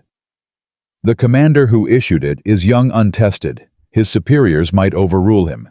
But for now, He gestured to the women working to Winterbird, laughing as she helped measure timber. For now we have peace, maybe the first real peace in 10 years. Because of one soldier telling the truth, Ethan said. Because of one rancher showing mercy. Running Bear corrected. Hayward would be dead if not for you. The truth would have died with him. Before Ethan could respond, hoofbeats announced new arrivals. His stomach dropped when he saw who it was. A dozen men from town led by the sheriff. Not Sam. Sam was probably still recovering from his arrow wound, but plenty of others who looked just as hostile. The Comanche women stopped working immediately. Running Bear's hand went to his knife. Winterbird ran to her father's side. Sheriff Tom Brennan dismounted slowly. He was older, maybe 60, with gray hair and a face carved by wind and disappointment. Not a cruel man, Ethan knew, but not a brave one either. "Wolf," Brennan said. His voice was tired. "We need to talk." "About what?" Ethan asked, though he knew exactly what. "About this." Brennan gestured to the Comanche workers. "You can't have Indians on your property. People are nervous, scared." "Scared of women building a barn?" Ethan asked. "Scared of what it represents," Brennan said. "You're consorting with hostiles. The committee?" "The committee sent Sam to threaten me," Ethan interrupted. "He drew on me. The Comanche saved my life." "That's not how Sam tells it," one of the townsmen called out. "Says you ambushed him with your savage friends." "Sam's a liar," Ethan said flatly. "Maybe," Brennan said. "But he's a white liar, and that matters to folks around here." He looked genuinely sorry. "I'm not saying it's right, Ethan, but feelings are running high. Last week the Patterson Ranch got raided. 3 dead house burned." "That wasn't us," Running Bear said coldly. "Different tribe. Kiowa, probably. We don't raid anymore." "You expect them to believe that?" one of the townsmen shouted. "You're all the same murderous savages." Running Bear's face went hard. Warriors who'd been watching from the trees suddenly appeared, weapons ready. The tension ratcheted up instantly. "Everyone calm down," Ethan said, stepping between the groups.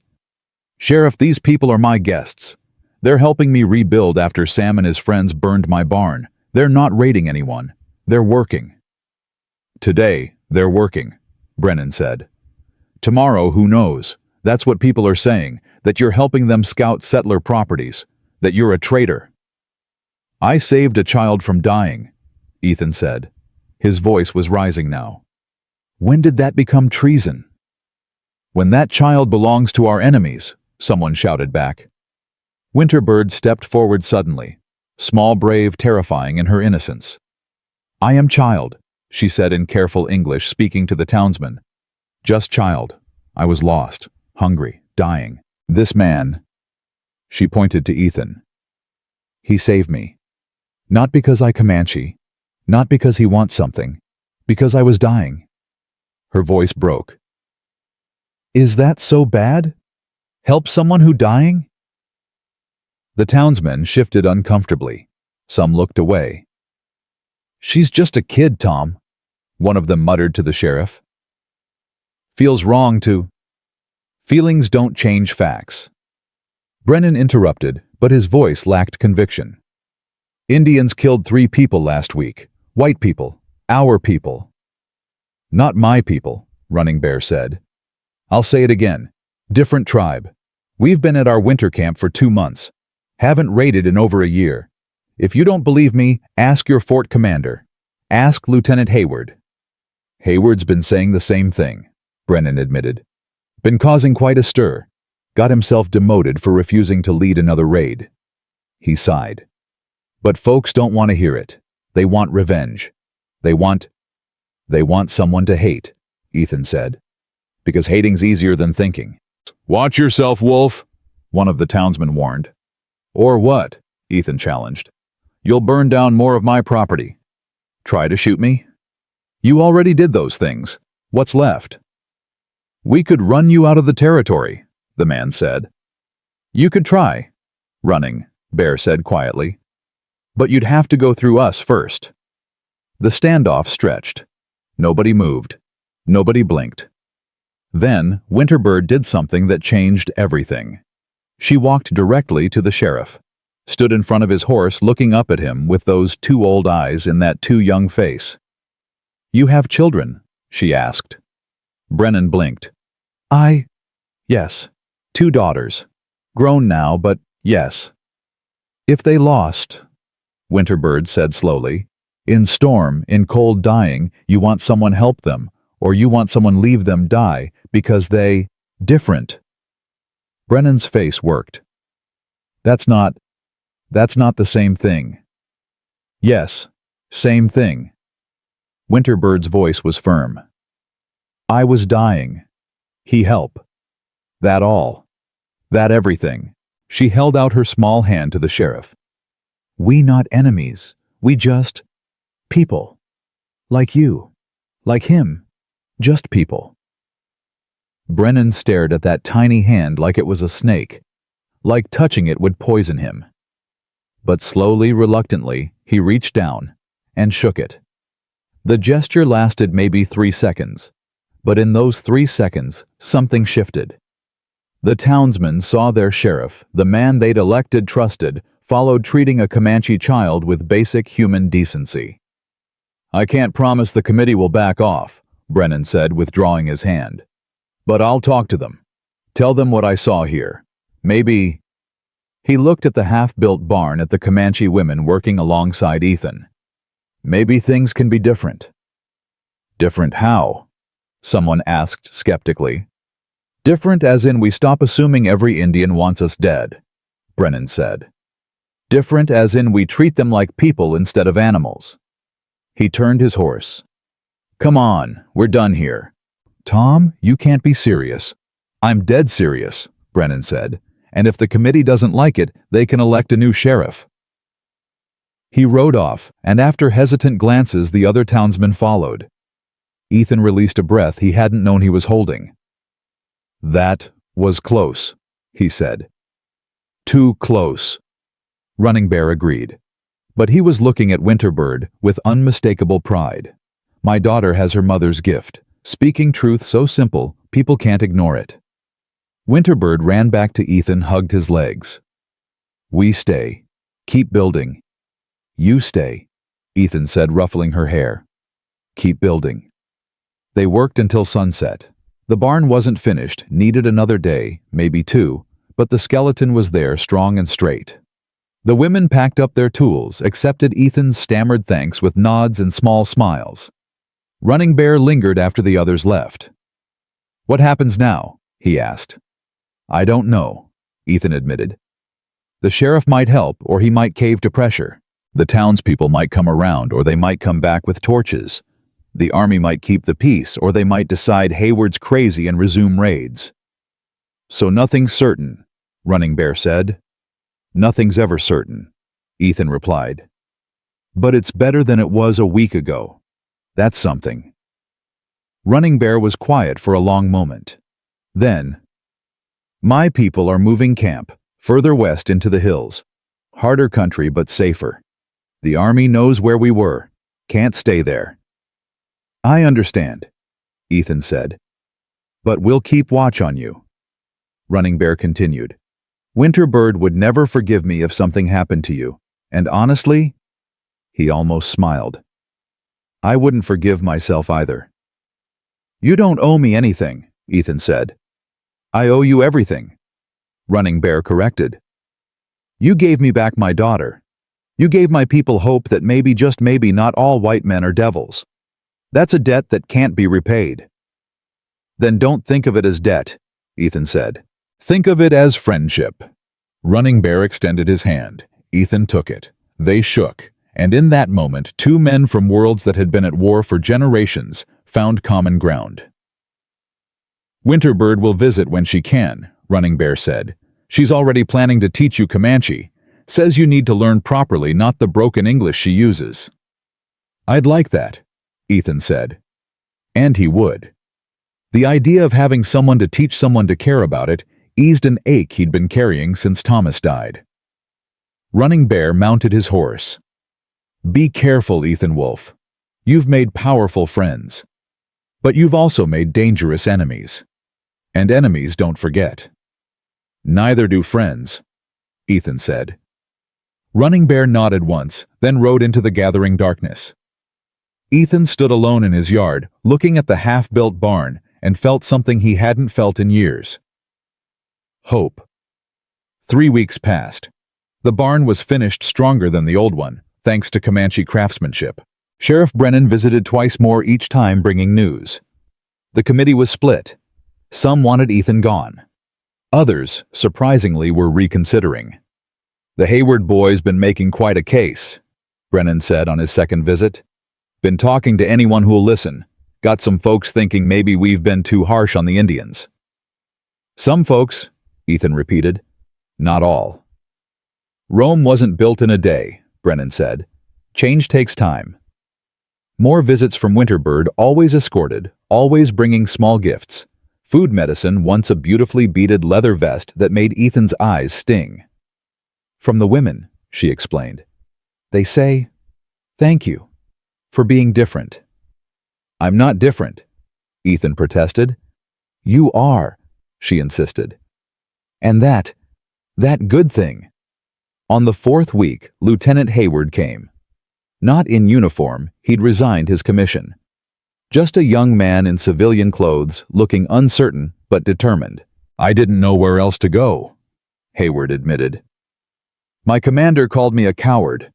My fellow officers won't speak to me. And my family. His voice cracked. My father wrote that I'm no longer his son. I'm sorry, Ethan said. Don't be, Hayward said. I told the truth. Cost me everything, but at least I can sleep at night. He paused. I was wondering, you need help around here. I'm not much of a rancher, but I can learn. Ethan studied him, saw genuine remorse, genuine desire to be better. Yeah, he said finally. I could use help. Pays not much, works hard, and half the territory will hate you just for being here. Sounds perfect, Hayward said with a sad smile. So Hayward stayed. Learned to mend fences, tend livestock, survive on the edge of civilization. They didn't talk much at first, just worked side by side, two men trying to outrun their pasts. But slowly, they became friends. On the 5th week, something happened that changed everything again. Ethan was repairing the roof when he saw riders coming. Not from town, not from the Comanche camps, from the east. 3 figures moving slowly leading a heavily loaded wagon. As they got closer, Ethan recognized them. A family man, woman, 2 children. White settlers clearly, but their wagon was decorated with both American and Comanche symbols. The man dismounted as they approached Ethan's property. He was middle-aged, weathered with kind eyes. You Ethan Wolfe? He asked. I am, Ethan said carefully. Name's Robert Crawford. This is my wife Martha. My children Samuel and Rebecca. He gestured to the wagon. We're heading west. Heard you might know safe passage through Comanche territory. Where'd you hear that? Ethan asked. From the Comanche, Crawford said simply. We traded with them 2 days ago. They said there was a white man who was Tekwapu friend. Said if we showed him this. He held up a stone identical to the one Running Bear had given Ethan. Said you'd help us. Ethan took the stone, examined it. Genuine. Why do you want to go through Comanche territory? He asked. Because we're tired of the fighting, Martha Crawford said. She had a soft voice but steel in her eyes. Tired of raids and counter-raids and children growing up thinking the only good Indian is a dead Indian. We want to settle somewhere different. Somewhere people judge you by your character, not your skin. That place doesn't exist, Hayward said, approaching from the barn. Then we'll make it exist, Crawford said firmly. But we need help. The Comanche said you could guide us to their new winter camp. Said Chief Running Bear would negotiate safe passage through their lands. Ethan looked at Hayward. What do you think? I think it's dangerous, Hayward said. But I also think it's worth trying. So do I, Ethan said. He turned to the Crawfords. "Give me a day to prepare, then we'll go." "Thank you," Crawford said. "You don't know what this means." "I think I do," Ethan said. That night, Ethan stood outside his cabin looking at stars. He thought about Sarah and Thomas, about how they'd died while he was away, trying to save strangers. He'd always wondered if he'd chosen wrong, if he should have been home instead of at war. But now he understood. Sarah would have wanted him to help people. Thomas would have been proud of what he was doing. They weren't here anymore, but their love, their belief in doing right, lived on in him. "You okay?" Hayward asked, joining him. "Yeah," Ethan said. "I think I finally am." The next morning they set out. Ethan and Hayward led the Crawford family, followed all of them heading into Comanche territory, with nothing but faith and a carved stone. They were met 2 miles in by Running Bear and a dozen warriors. The chief's face was unreadable as he studied the Crawford family. "White man," he said to Ethan, "you bring more of your people into our lands." "I bring friends," Ethan said. "People who want peace, who want to trade fairly, live respectfully, raise their children to see Comanche as neighbors instead of enemies." Running Bear looked at Crawford. "You believe this?" "I do," Crawford said firmly. "My grandfather was Shawnee. I grew up hearing stories about how white men broke treaties, stole land, killed without reason. I don't want to be that kind of white man. I want to be better." Running Bear studied him for a long moment, then nodded slowly. "You may pass," he said. "But understand our trust is earned, not given. Prove yourself worthy or leave." "Fair enough," Crawford said. As they traveled together through Comanche lands, Ethan watched something miraculous happen. The Crawford children played with Comanche children. Martha Crawford traded recipes with Comanche women. Robert Crawford discussed hunting techniques with warriors. And slowly, impossibly, barriers started coming down. Winter Bird rode beside Ethan most of the way, chattering in a mix of Comanche and English, telling stories about her mother, asking about his life before Sarah and Thomas died. "You sad still?" she asked one evening as they made camp. "Sometimes," Ethan admitted, "but less than before. Having people to care about it helps." "Good," Winter Bird said. She leaned against him, small and trusting. "Because we care about you too. You, family now." Family. The word hit Ethan like a lightning bolt. He'd thought his family was gone forever, buried under Texas dirt and years of grief. But maybe family wasn't just blood. Maybe it was the people who showed up when you needed them, who risked everything to save you, who rebuilt your barn and taught your language and believed you were worth protecting. Maybe family was choice, not chance. "Yeah," Ethan said, his voice thick. "I guess we are family." 2 months later, the Crawford family had established a small trading post on the edge of Comanche territory. 3 more families had joined them. All people tired of war, seeking peace. Ethan's ranch became a way station between worlds. Settlers would come to trade safely with the Comanche. Comanche would come to trade with settlers. And slowly, carefully, understanding grew. It wasn't perfect. There were still raids by other tribes, still settlers who refused to see Indians as human, still warriors who couldn't forgive years of betrayal. Violence didn't end overnight, but it decreased. Treaties were negotiated. Trade flourished. Children on both sides grew up seeing former enemies as simply neighbors. And at the center of it all was Ethan Wolfe, a man who'd saved one child and somehow started an avalanche. 5 years later, Ethan stood in his rebuilt ranch, surrounded by friends from both worlds. Winterbird was 14 now, translating effortlessly between English and Comanche, training to be a peacemaker like her mother. Running Bear had grown gray at the temples, but still commanded respect. He clasped Ethan's shoulder as they watched the celebration, a harvest festival where Comanche and settlers worked together, ate together, lived together. "You did this," Running Bear said. "We did this," Ethan corrected. "All of us." "No," Running Bear insisted.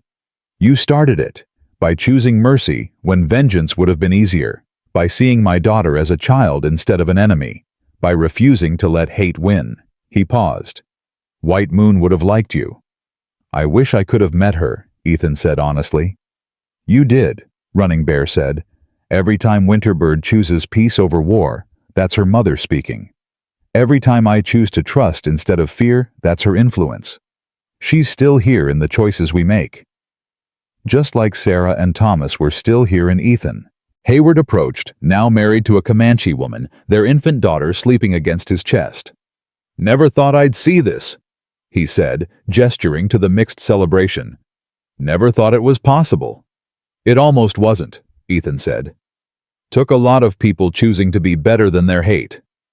It took one person starting, Hayward said. One choice, one act of mercy. He smiled. Thank you for saving me, both literally and figuratively.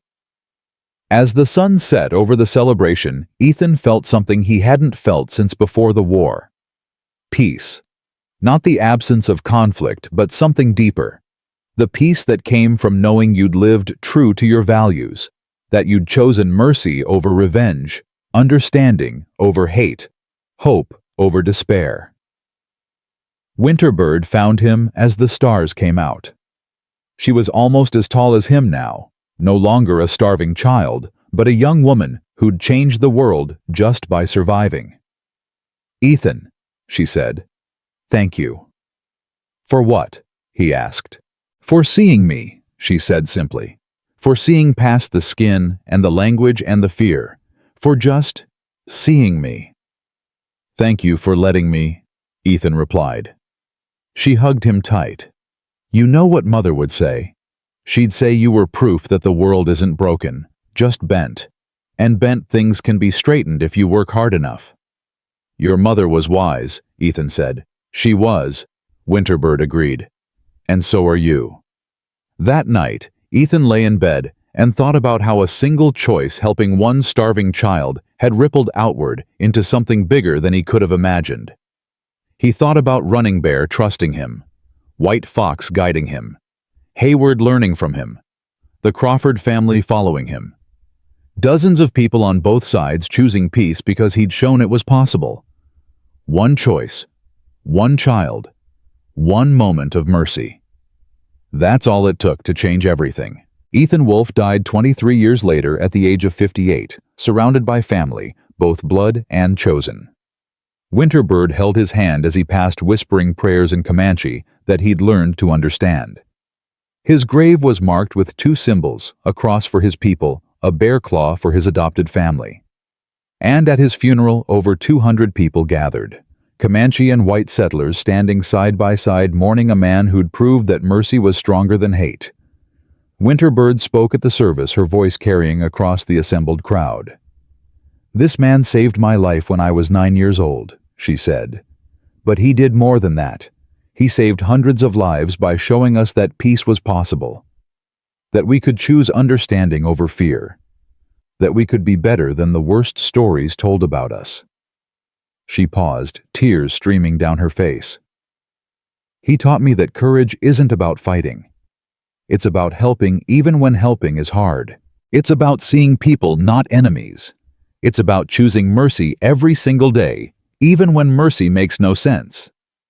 She placed a single white flower on his grave. Thank you, Ethan Wolfe, she whispered, for seeing me, for seeing all of us, for showing us how to see each other. And as the mourners dispersed, as Comanche and settlers walked away together, as children of both worlds played without fear or hate, one truth remained.